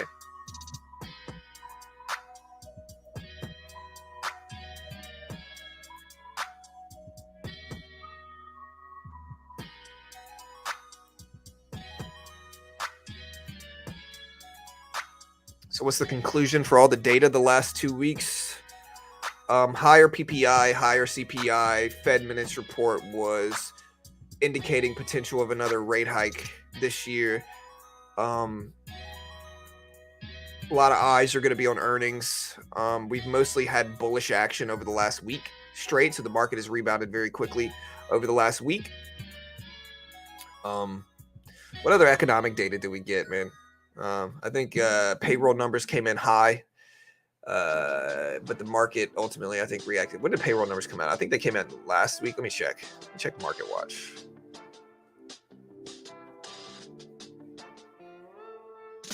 Yeah, so payroll numbers came in much higher than expected on Friday, early morning. And so if we look back at last week, what day was Friday? Friday was the 6th. So if we go back in time and look at the 6th, which is here.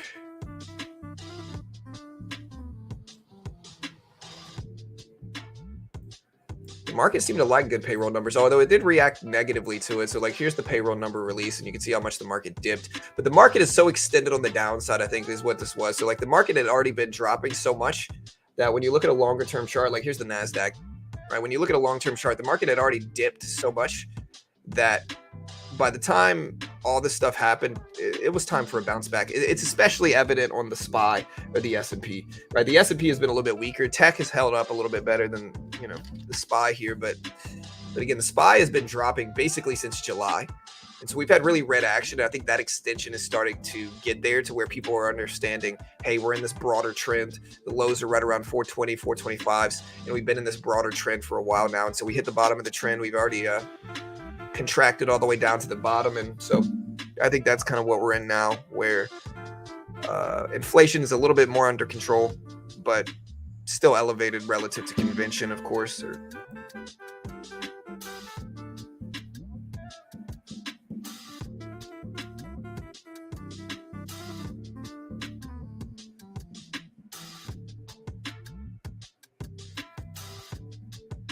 Run as you can. Yeah, but Bao, you've been pretty bearish universally, I would say, throughout most of the last couple weeks. You know, and the market's mostly been pushing up in spite of that bearishness, you know.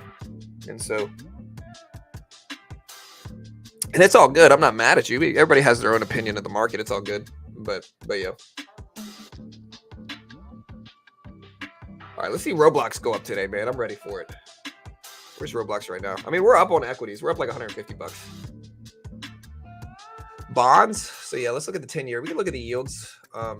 So bond yields right now, 10-year yields at about 4.61%. They're basically flat. They've been flat for the last day. I'm surprised they haven't moved more with CPI, but they're at 4.61% right now for bond yields.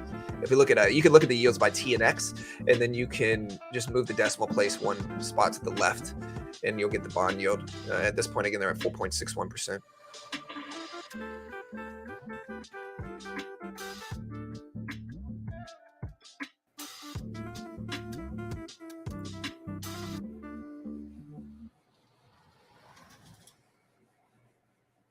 And again, bond yields are usually going to have an inverse correlation with market short term because they're competitive. So like, again, I always tell people this, and this is an important thing to understand if you're interested in investing as well, which is that do not sit on cash. If you're going to plan on sitting on cash for 10 years, you're making a mistake, right? And I'll explain why. Is because, like, for instance, this will give you 4.6% a year, right? So if you buy bonds, which are guaranteed treasury bonds, right? These are guaranteed by the U.S. government.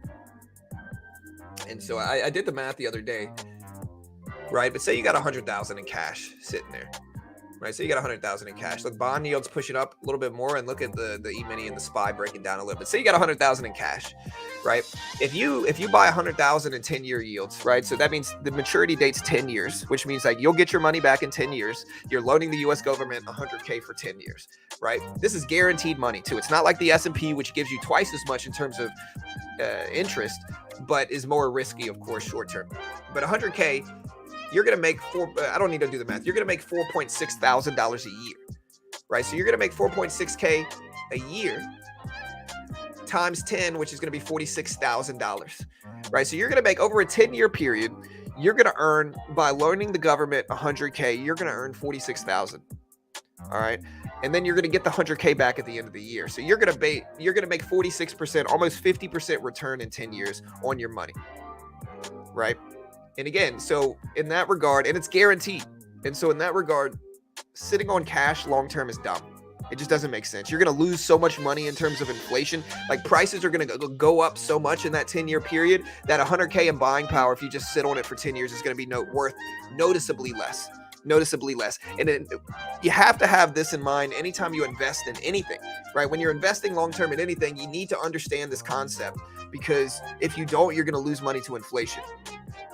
And so with all that said and out the way, you could buy gold. Gold has outperformed everything. It's outperformed the S&P. It's definitely outperformed bonds. And so you can buy gold and sit on that. You can buy real estate and sit on that to keep up with inflation. You can buy the S&P 500, which the S&P 500, the difference in the S&P is that it's going to give you 10% average returns, but there's no guarantee, right? So again, 100K, 10% of 100K is 10,000, right? 10,000 times 10 is going to be 100K. So you're going to double your money if you let it sit in the S&P for 10 years, basically. And that's not even including compounding, right? But there's risk there, because again, the risk isn't necessarily that you can't sit on it long term. The risk is that at the end of that 10-year period, if you really need that money, if you get stuck in a bad market, in a bear market, in a dropping market, you know, if you hold it long enough, you're going to make that 10% on average, basically, right? But the problem is that you don't know when we're going to have bear markets. You don't know when we're going to have slumps. You're not going to know when that happens. And so there's just a little bit more risk. Now, the longer term you hold anything, like the S&P 500 is going to go up over time. And this is the mistake most people make, because you get so many people just universally predicting market crashes. And maybe the market does crash, but it's not going to crash multiple times every few years, like a lot of people predict. And so the big edge is that the market, the S&P is going to give you 10%. And so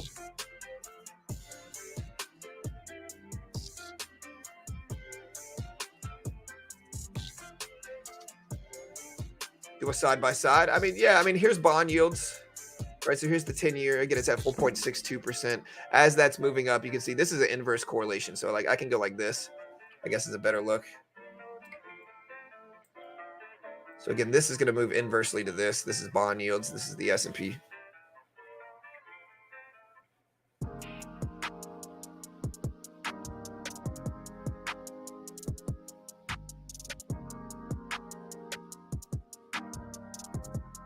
You missed CPI coming in higher than expected. Market dropping up a little bit.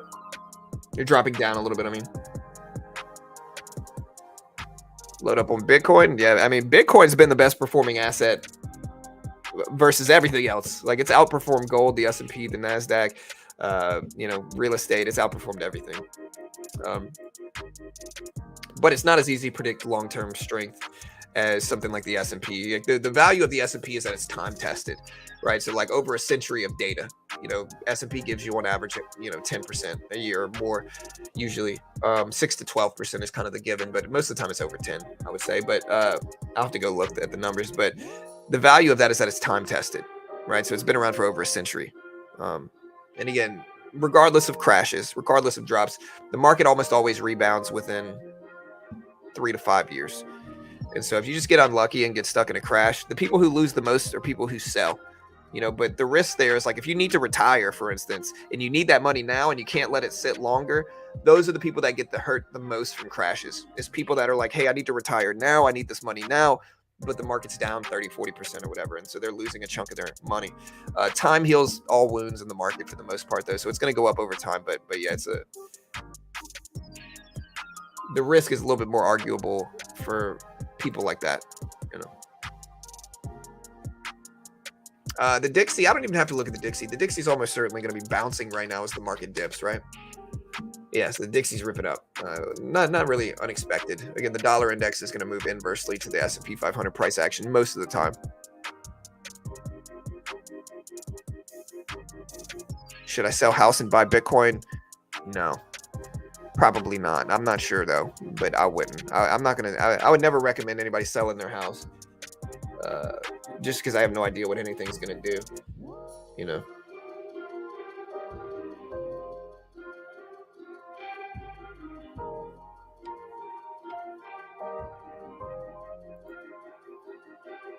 All right, guys, we got 15 minutes. 15 minutes.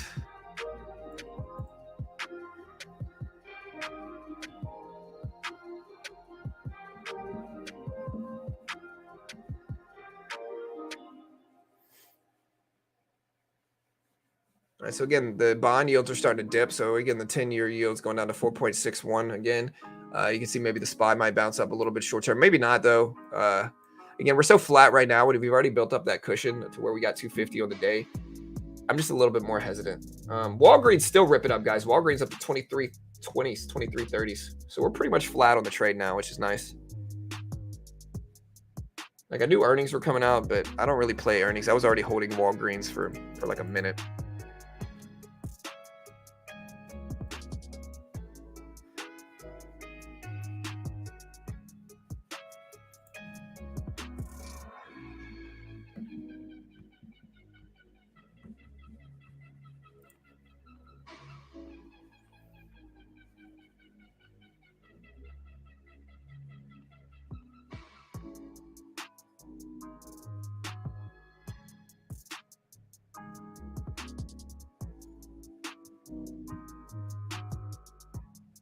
All right, guys, bond yields bouncing a little bit, but what's NVIDIA doing here? So let's see what NVIDIA did. NVIDIA pretty flat, slightly red on the day, but it's not much. We got Microsoft here, which they did have like a lawsuit news. They're gapping down mostly from that, but they're red. Tesla down as well today. I'm not sure why Tesla gapped down. I guess from CPI maybe. Yeah, it looks like it came out right as CPI. So CPI dipping down. Tesla probably just following the market. Again, here's the NASDAQ. NASDAQ slightly green on the day. So CPI dropped the market, but it didn't drop it that much.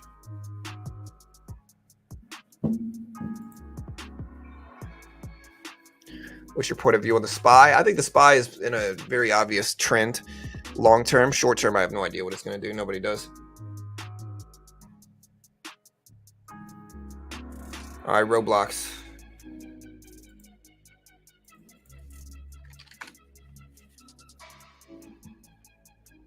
All right, so again, SPY is downtrending here.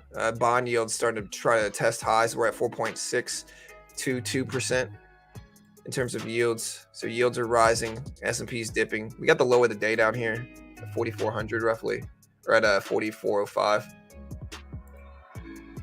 So let's watch that low down there.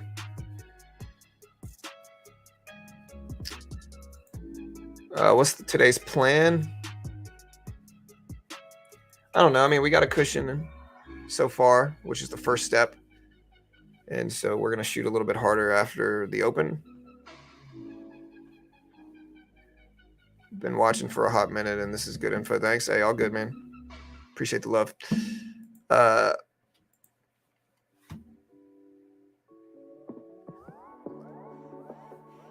about my Astros, guys? Astros beat the Twins. Correa should have stayed. The Braves lost, which is crazy because the Braves are one of the best teams in baseball. The Dodgers are out. Or no, the Braves are 1-2. So the Braves aren't out yet, but they're not looking good.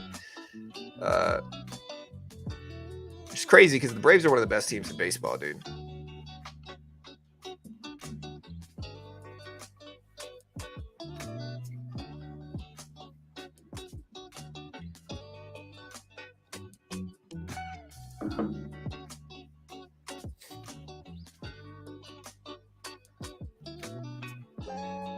Remember, tomorrow we have bank earnings to finish the week off. So bank earnings tomorrow.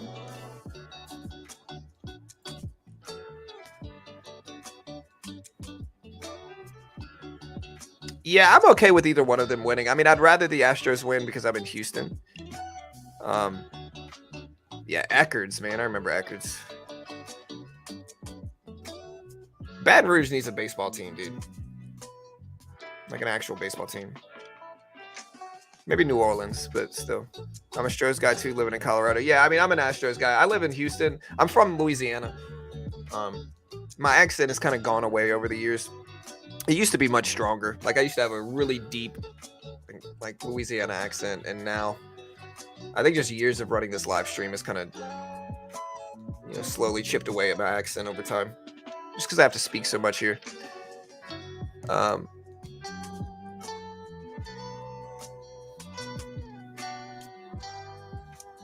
I'll be okay if either of the Texas teams gets there.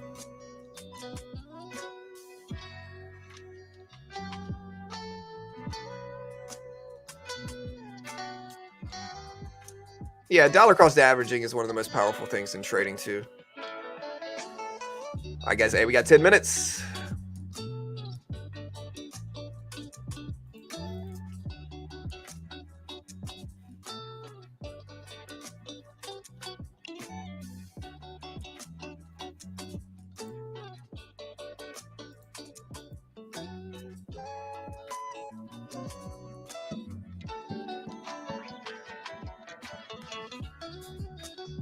So we're trying to hold here. S&P's right at the lows. Right at the lows. Again, we built up a nice cushion. We only had one losing trade in this account today.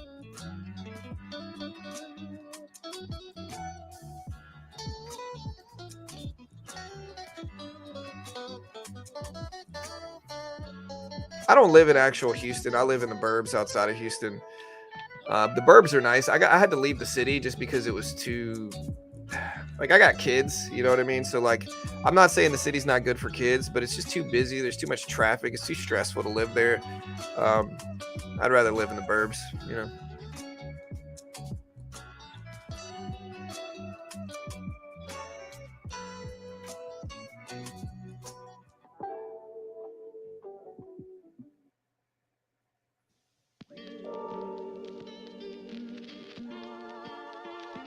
So prosecutors reveal Caroline Ellison's to-do list, including getting regulators to crack down on Binance.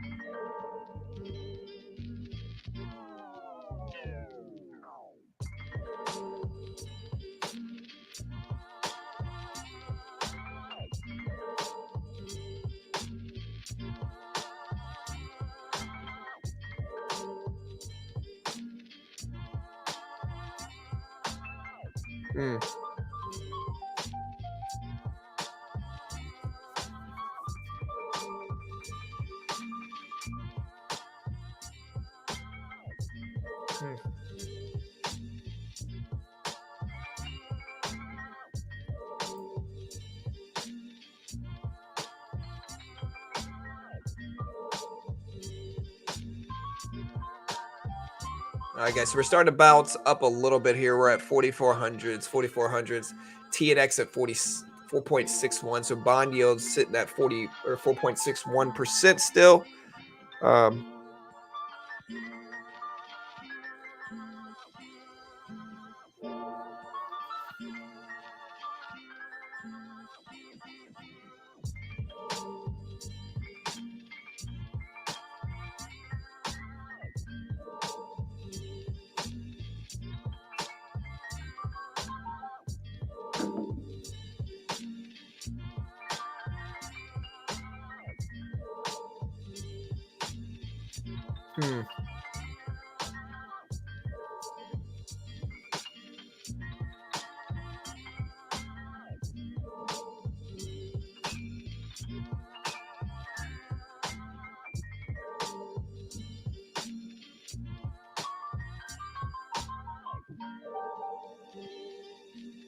Yeah, so the stuff going on overseas. I mean, we bought a couple of defense stocks, specifically RTX, and we're actually green on RTX today.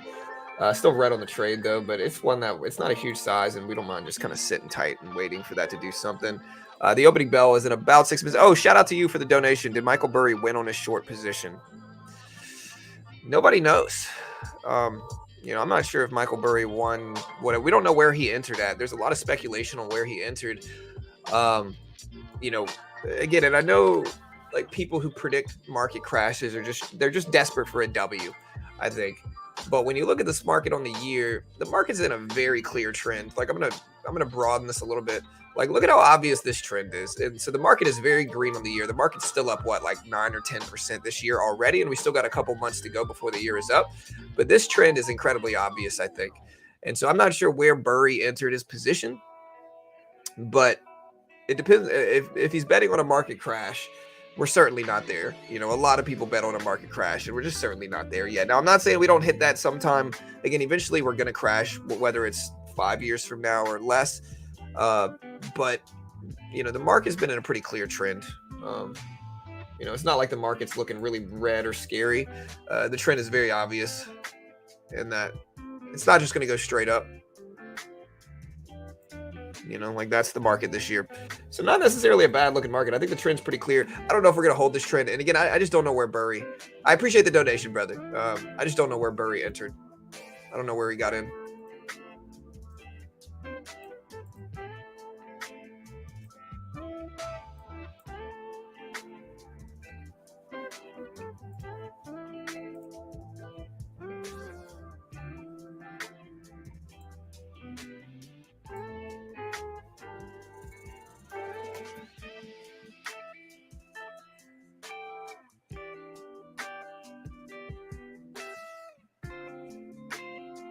Yeah, Twins definitely tried, but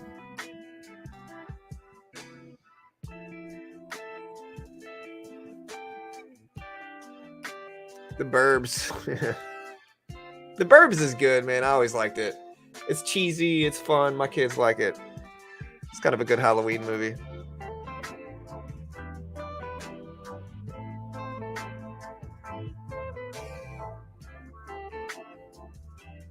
Yeah.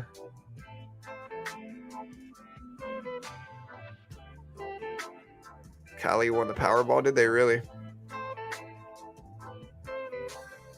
All right, guys. Hey, we got 3 minutes. 3 minutes. Still got over 700 people here, so slap the like button, guys. Hit the subscribe button. Have we gotten close to 1.6 or 116K? Listen, we only need about 130, 140,000. Oh, no. Yeah, 140K subs. No, we only need 140 subs. Right around that to hit our goal of 116K today. Very close. Yeah, the Burbs is fun, man. I always like the Burbs. All right, market's pretty flat over the last couple minutes here. Starting to bounce back up a little bit. Bond yields are probably dipping, I'm assuming. Okay, we can look at like Tesla here too on the right. We're up to 260, 250s here. So we're trying.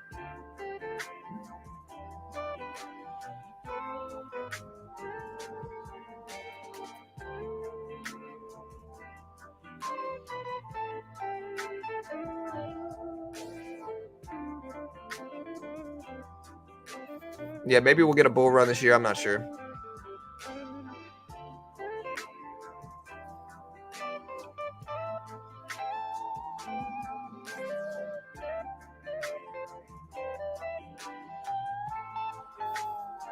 All right, so again, it's starting to bounce back up. Tesla's starting to rise. Tesla helping this rise for sure. Look at Tesla back up to almost 263s. So Tesla rising back up again. Here's the E-mini. We're at 4,400s.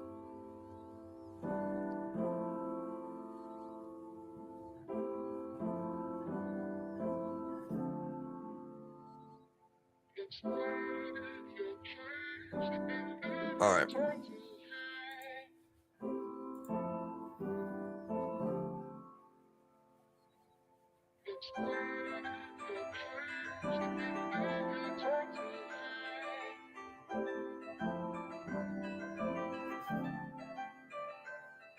All right, team. Here's the opening bell, guys. We got less than a minute. Again, hit the live button next to the play button. We'll see what the market does. Tesla started to creep up towards that previous closing price, trying to break it. Again, we'll see if it does.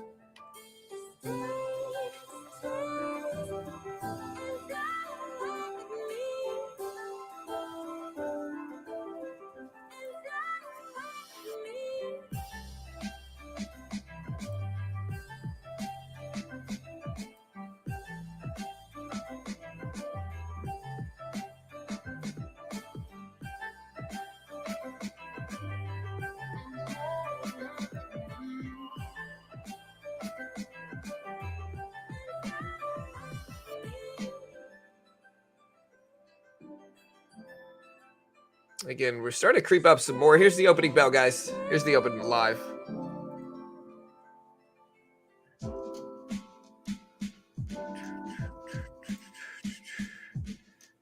Yeah, Walgreens doing great. There's the open, starting to pull back a little bit. Walgreens still ripping up.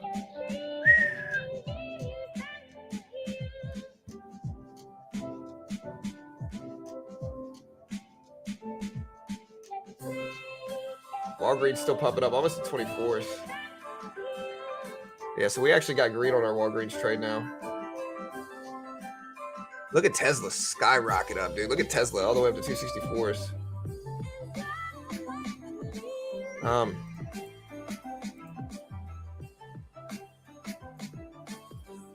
Where's my Roblox trade at? Come on, Roblox. Roblox hadn't really moved. All right, so we got a little dip down. Tesla popped up. Maybe not skyrocketing. Tesla skyrocketing is a different, maybe the wrong term. I'm sure somebody's going to get mad.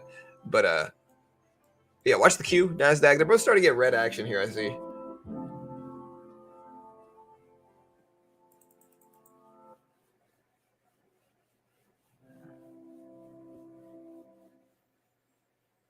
CPI might be right below me in text. Could be, might be. Not saying it is, might be.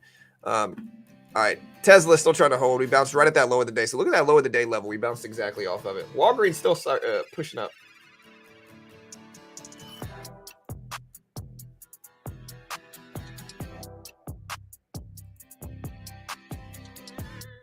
Yeah, we took some off of Walgreens already, just protected it. Yeah, Microsoft has that lawsuit pending that they're scared about. So I don't know if I want to short here or just kind of... Depends on what this looks like. I'm going to short. There's also a chance I just get faked out, though, here.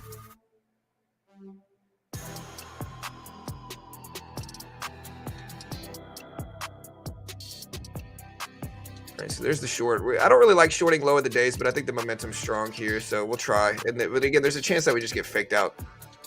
We're flat. Usually I like shorting into bounces, not right at the lows. All right, so we're testing this level again. If we fail here, I'm going to cut this. Yeah, I'm going to cut that. Again, just I knew there was a chance I got faked out. This is why I don't like low of the day shorts. And so I think that was just kind of like an emotional trade by me. We're still, again, just to put this is my cushion on the day. So we're still pretty green despite that trade.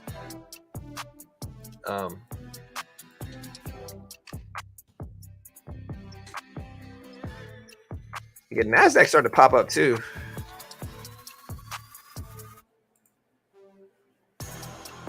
NASDAQ looking much different than the S&P. S&P looking a lot weaker. Tesla rising up. Look at Tesla shoot.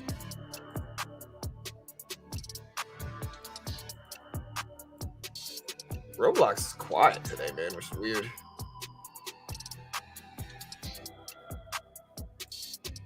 I clicked short, but I didn't actually get filled.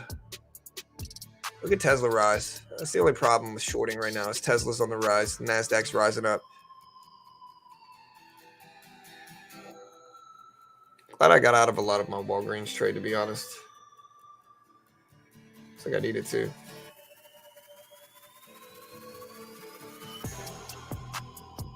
All right, so there's the low. It looks like I would have made money on that one too. All right, so yeah, I'm just kind of sitting tight. I mean, we're testing this low of the day level, but it kind of faked me out a bunch of times already. So, NVIDIA looking ugly, is it really? My beard is itchy. Let me see. Yeah, Nvidia looking weak. And this is dragging the market down too.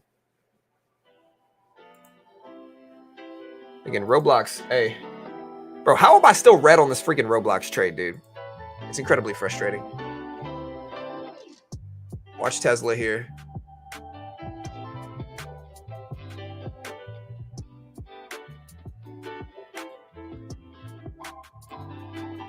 All right, I'm going to short right here on the S&P.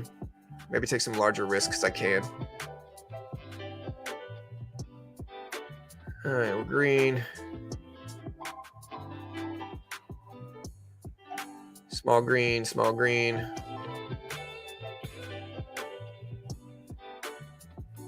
I don't mind it moving up because I could add to it. I'm going to cut this actually, though, and I know that sounds counter to what I just said. The reason I'm cutting this is because look at NVIDIA push. NVIDIA's fighting up, and I think if it could drag this back up. So I'm just going to sit out. I mean, we're pretty much where we were. We're at 250 on the day, 230 on the day. But again, I can see NVIDIA shooting back up and this pulling the market back up along with Tesla. Look at NVIDIA up to 468s. And so I think that's probably going to give it more bullish action than I want in a short position, especially like a really low edge one where we're right around the lows of the day. And maybe I'm wrong. Maybe it just breaks down and I just get faked out with a small green trade instead of a big green trade. But again, I got to go with my intuition here, and maybe my intuition is wrong. But look at NVIDIA shoot up. Again, there's NVIDIA shoot up. And there's the SPY shoot up too. So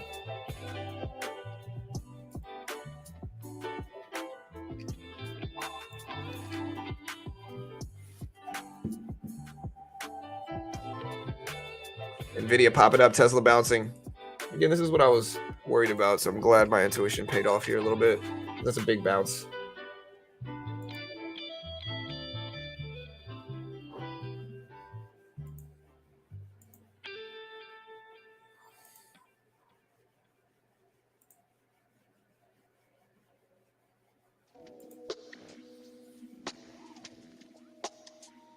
All right, very flat open. I mean, we've gone up and down and up and down. Now, NVIDIA is one of the bullish stocks that looks good that might influence the market positively here. Tesla is as well. The bearish stocks are Microsoft. Oh, Microsoft's actually pretty green on the open too. Hey, how you doing? All right, here, I'll just.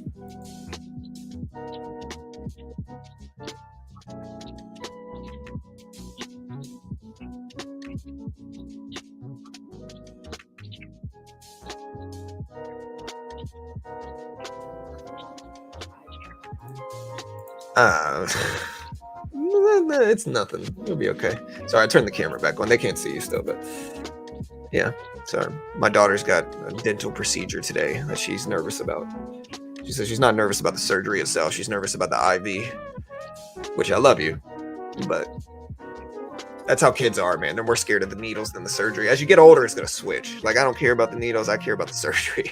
I care about going to sleep, but you'll be fine. It'll be easy. It'll be simple. And there's very, very, I know, you'll be all right.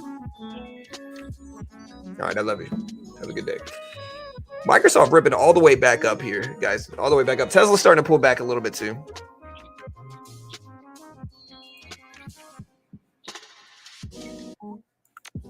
Again, look at NVIDIA fly. I guess I'm going to go ahead and cover one of my Roblox trades here because I can. How do I cover this, dude? How do I sell this?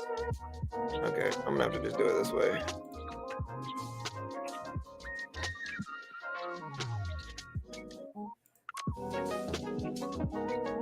Okay, I don't want that.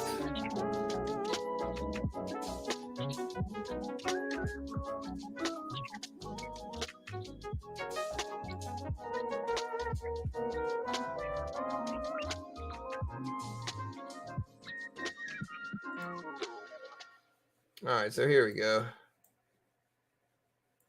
Roblox call option. I'm going to just go ahead and unload one of these, I guess. So I can get out one. I just want one. I just want to sell one of these and just cover it, and then we'll figure out what to do on the rest. All right, so we just covered one Roblox trade, and then now we're only in one contract left of it. Could be worse. Nvidia's still pushing up. Again, market's so flat. I just don't know if there's really any edge here to play with.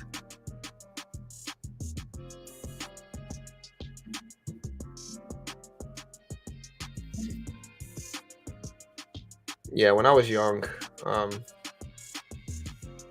again, Microsoft flying up, and I'm in Microsoft too, so I'm happy to see it. When I was young, you know, my mom was a teacher, right? So they think that she was a carrier for strep, right? Because I caught strep throat. By the time I was like 10, I had strep throat like 30 times, dude. And so they eventually took my tonsils out. But prior to giving like oral antibiotics, they used to just give you a penicillin shot back in the day, right? So I would get strep all the time, and I hated needles. And so every time I'd go to the doctor for strep, they would give me a freaking penicillin shot, and I freaking hated it, dude. I would literally like wrestle with these doctors. I would like fight these doctors to try to not get the shot. My parents hated me. But I was just a frustrated kid, dude. And again, eventually over time, you know, I got used to it, but it sucked. And they used to get me, it was right in my thigh. They would give me the shot in my thigh. Hated it with a passion. All right, so market's starting to break down a little bit. Nvidia's still green. Microsoft pulling back a little bit, but again, we're still pretty flat on the day, relatively speaking. Again, Tesla just broke out of the previous closing price. Nvidia's right around the flat level here on the day. The SPY itself is now slightly red, but again, we're pretty much right at the previous closing price on the day. So very neutral day, in all things considered. Could be a lot worse.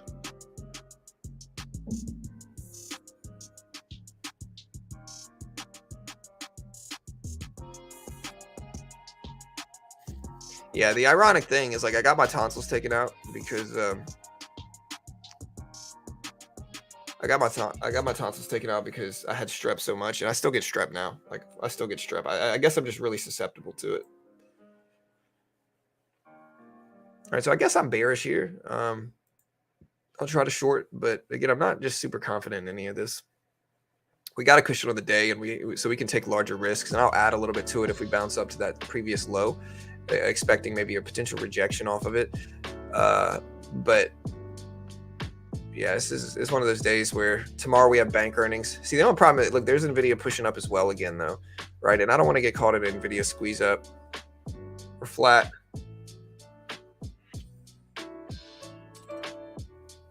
Yeah, I don't mind adding to it. We'll see what Tesla does here if Tesla like rejects.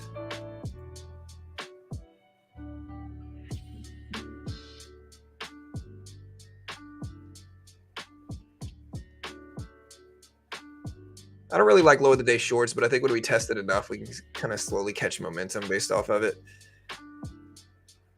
So, little scalp. Small caps.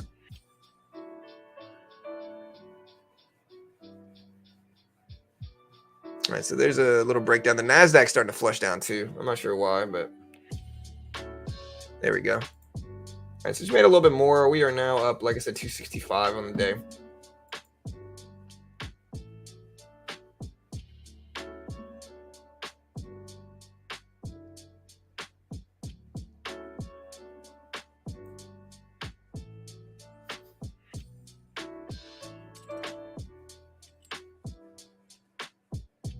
All right, so look, there's a nice little breakdown. So we've been pretty accurate today. I mean, here's our P&L, so it's not like we've used it to have any crazy big gains, but we've been pretty accurate all day, I would say.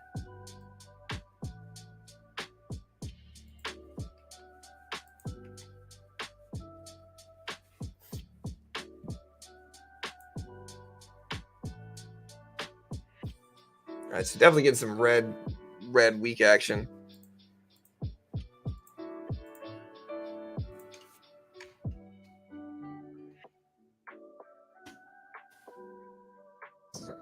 In a little bit.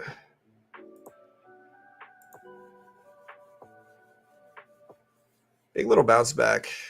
Or big little bounce back. Little big league.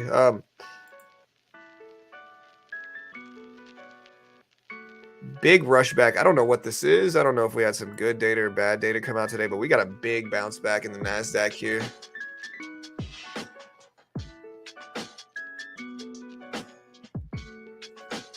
I don't see why I don't trade the NASDAQ. It's so freaking volatile, man. It's so crazy volatile, dude, the NASDAQ.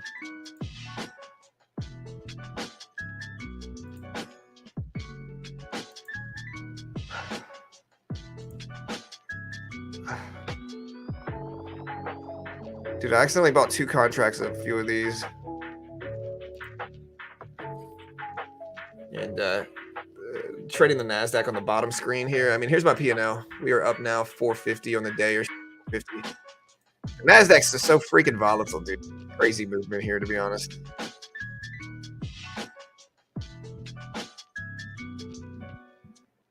Yeah, I never got my wisdom teeth taken out. What's up, Tiny? Yeah, I never felt my wisdom teeth coming in as well. Mine are okay.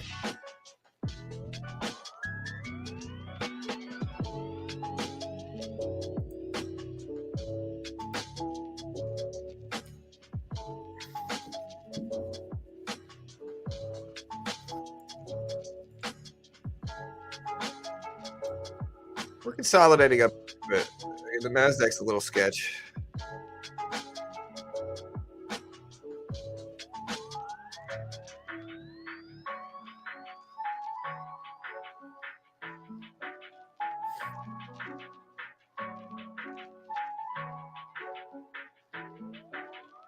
Let's just show you. We're in this NASDAQ trade. It's only one contract at the NASDAQ. We just made another 120. And you can kind of see why, like, we don't trade.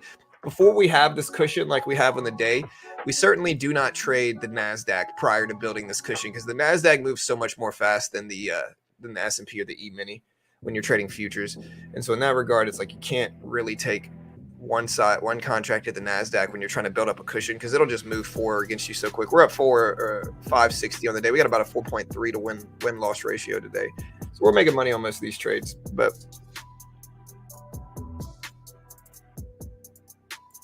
and then next week we got Tesla earnings.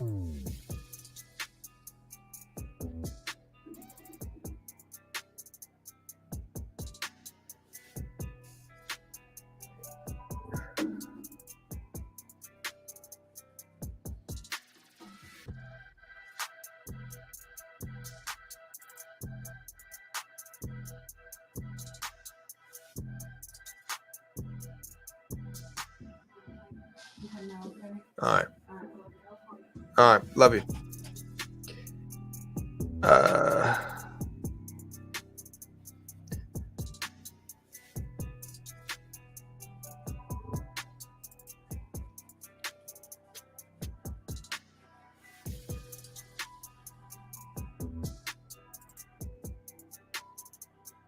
Birkenstock IPO day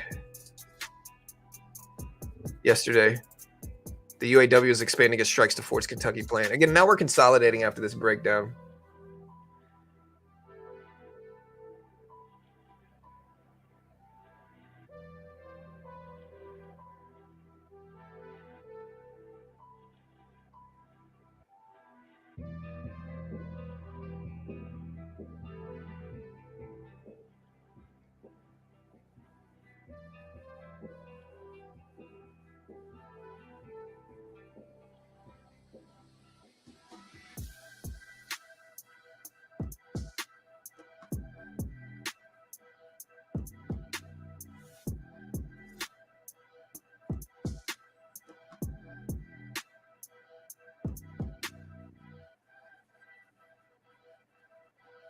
Yeah, stuff going on constantly crazy.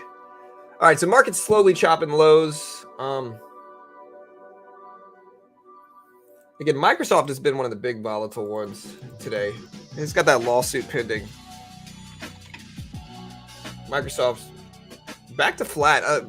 With all the action going on, the market's actually pretty neutral today. It's slightly red right now, but it's pretty sideways.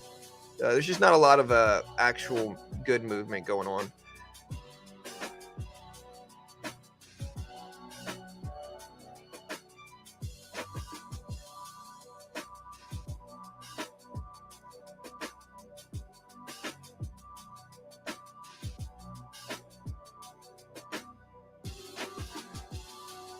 All right, so again, here's something to pay attention to regarding Goldman earnings next week, right? I think they drop either Tuesday, Wednesday, or Thursday.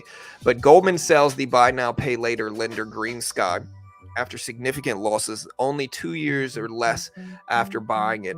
They paid $1.7 billion for it.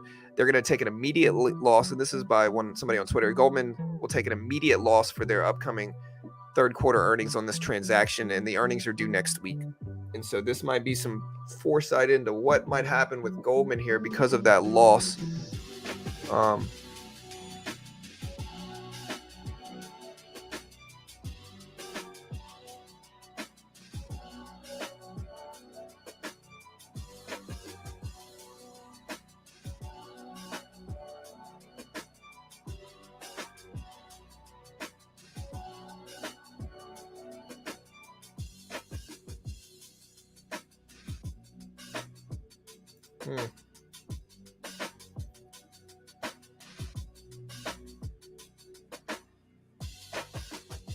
All right, so again, slow choppiness on the downside here. We are breaking lows, but we're not like genuinely like powerfully breaking. Like we're kind of breaking them and then bouncing back up a little bit and consolidating.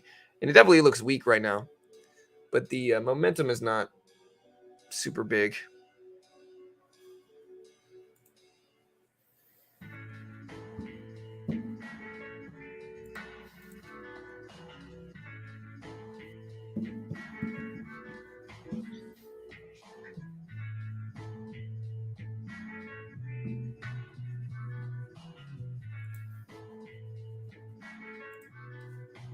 All right, guys.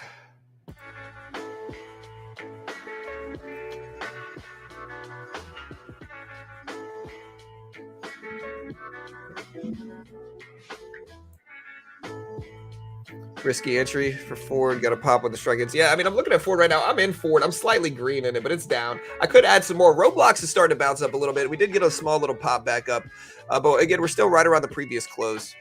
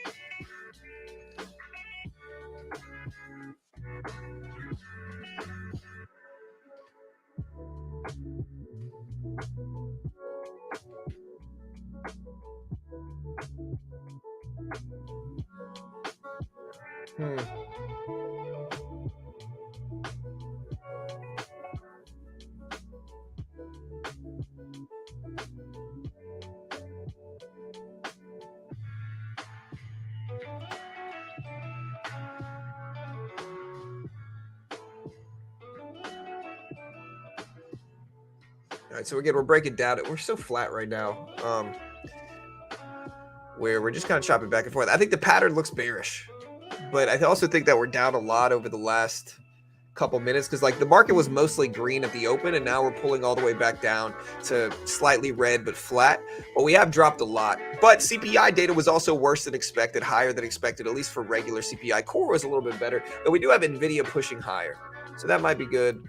But so far, we're watching Tesla, NVIDIA. The real reason the market's kind of contracting right now, despite Tesla's rise and NVIDIA's rise, is mostly Microsoft has been dipping down. Apple is breaking high. So Apple actually looks really good. I think I'll probably lock in some of this.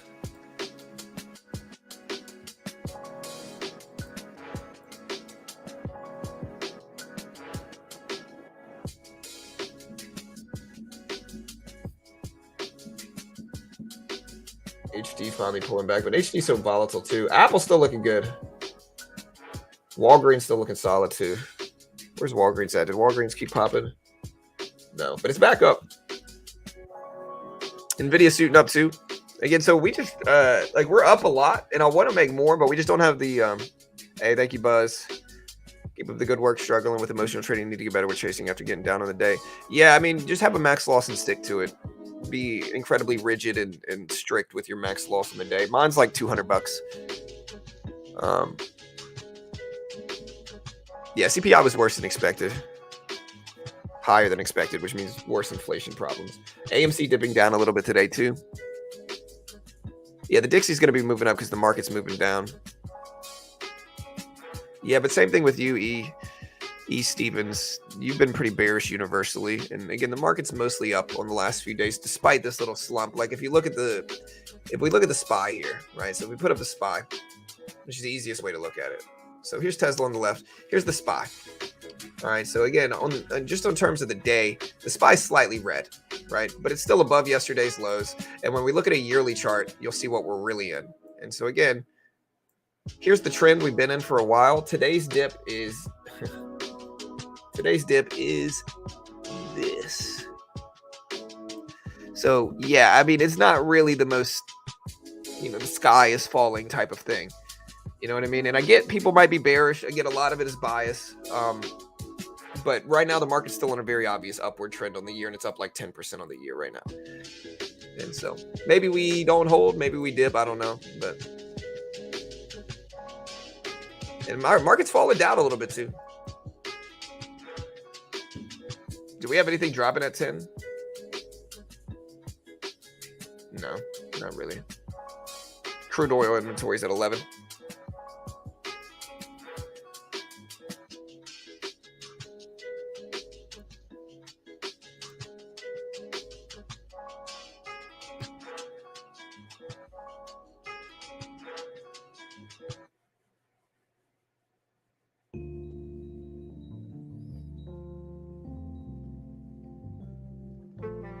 Inflation is much higher.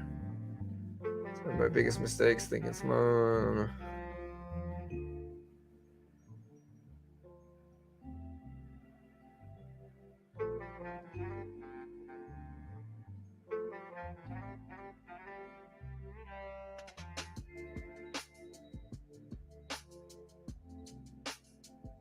This girl asked Dylan Dennis if he could choke her out to see what it feels like. Terrible.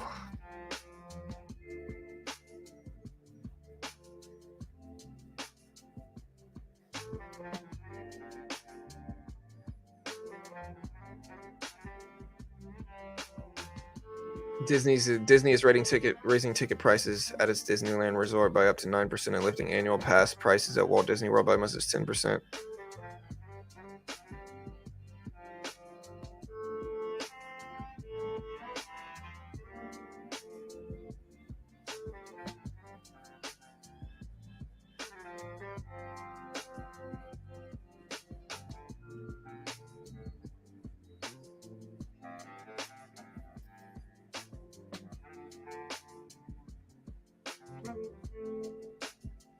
Nvidia's still pushing up despite all of this. So Nvidia up to 470s, which is interesting dynamic because you got to say what's tanking the market right now. So again, Nvidia is up. Apple is up on the day. Microsoft is pretty much flat on the day, right? Google flat on the day. What am I missing? AMD up on the day. These are mostly tech stocks. What am I missing? What sector is down so much? Is it healthcare? No, UNH not down much. What sector is dragging the market? Because it's not really the other stocks that I mentioned here. None of them are down this much. Is it Amazon? Amazon's flat. It's neutral on the day, right? So it's actually technically green on the day right now. So it's not Amazon either. Oil? Oil's green. What's red though? What, again,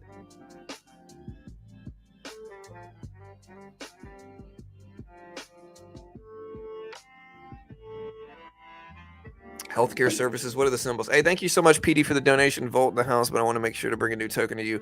Vegas, a new token, and I appreciate you. Hey, thanks, PD. Again, I have no idea whether you guys should buy the token or not. Never heard of it. And so, of course, I appreciate the donation, but regardless of it, I'm, of course, not going to tell you guys to buy some random token. So just research it if you guys want. Again, no idea what it is, but good luck. I hope it goes up for you guys.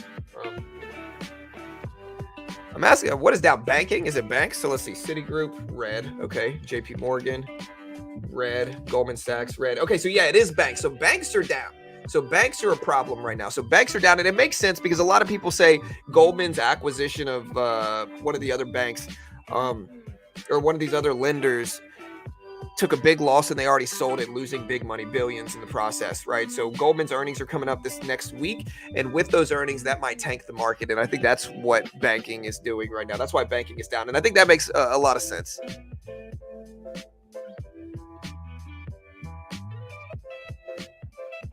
Yeah, so it's banks right now. Appreciate it. Yeah, I was trying to figure out why the market was weighed down so much, and it's banks for sure, because the tech sector is actually doing good. Nvidia up, again, Tesla up, Nvidia up.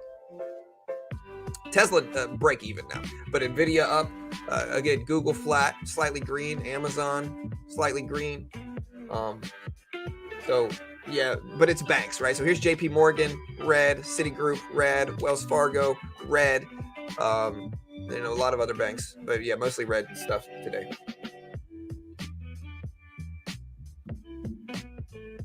Yeah, tech's definitely green. Banks are struggling is what it is.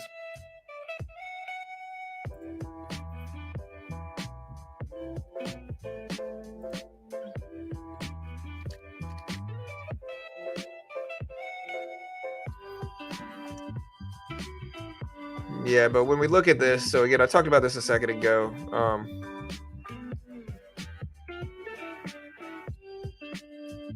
And when we look at this, again, this was reported on. See when all right, yeah, this was reported on midday yesterday with banks.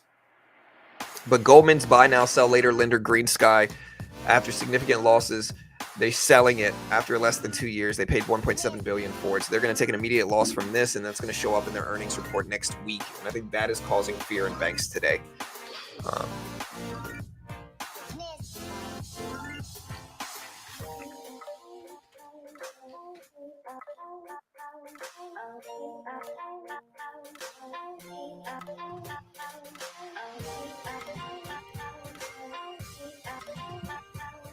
Yeah, I'm looking at the market.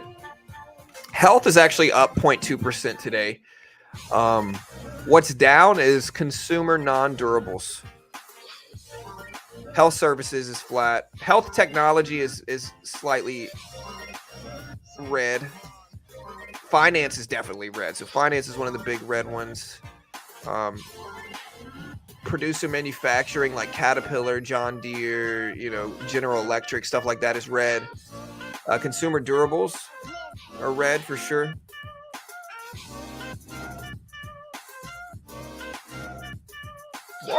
Pump up though. We love to see it. Roblox trying to creep up too.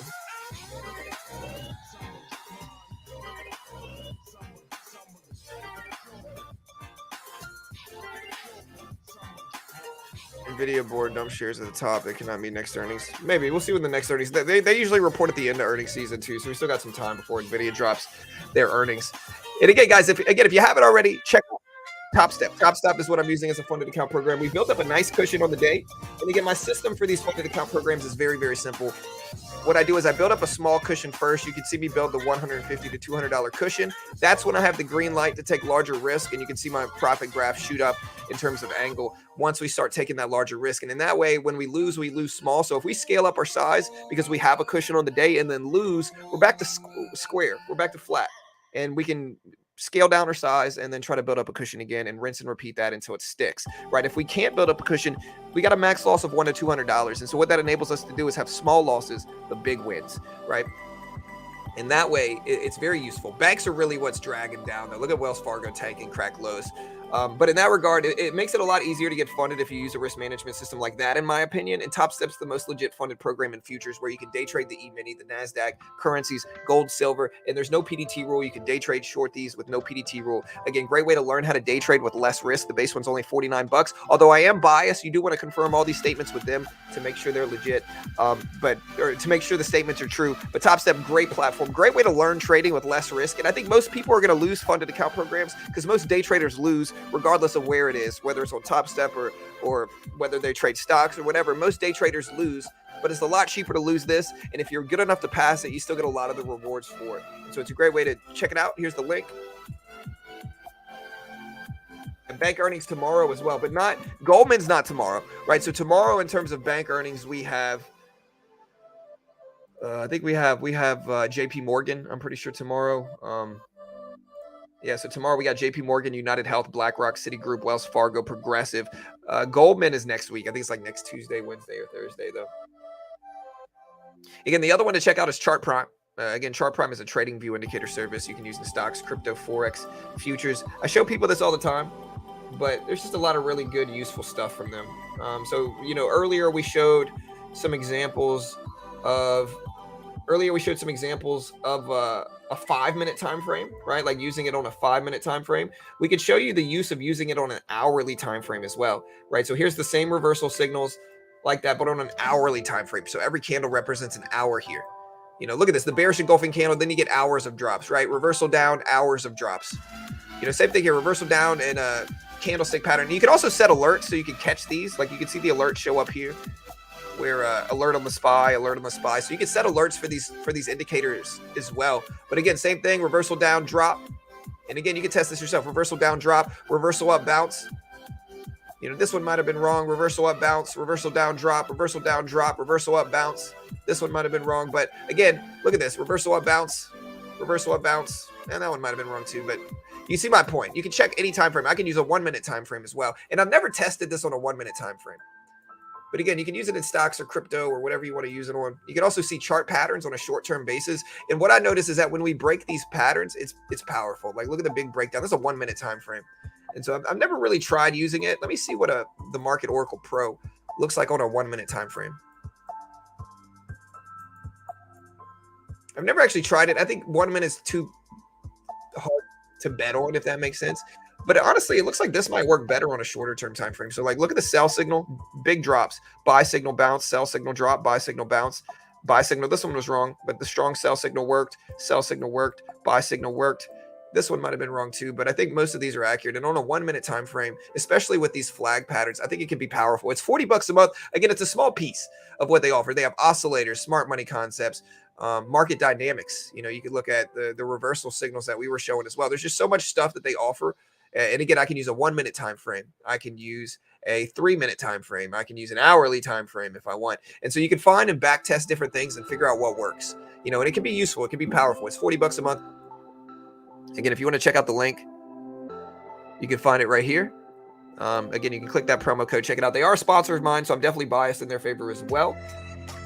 But overall, pretty good day for me trading. I don't know if I'm going to keep trading or not yet. I'm not sure. The market's starting to bounce back up too. I see Nvidia popping back up as well. But yeah, links to both of those sponsors are in the description. I love you all. Y'all be safe. And I'm going to go ahead and get out of here, guys. Y'all be good. I'll see you guys a little bit later. Again, here's my final P&L on the day on my funded account program here. We are up a cool 560 on the day. Cool 560. Nvidia still ripping up, team. Look at Nvidia bounce. We'll see if we reverse. Let me know if you guys think we will.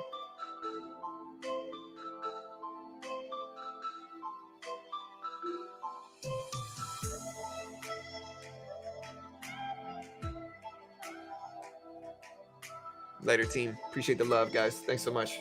Walgreens push it up. We might have to take some profit. Again, let me know if you think we're bounce or not. I'll see you guys back tomorrow. Bank earnings tomorrow, guys. So we got bank earnings tomorrow. Y'all be ready. I'll see you all.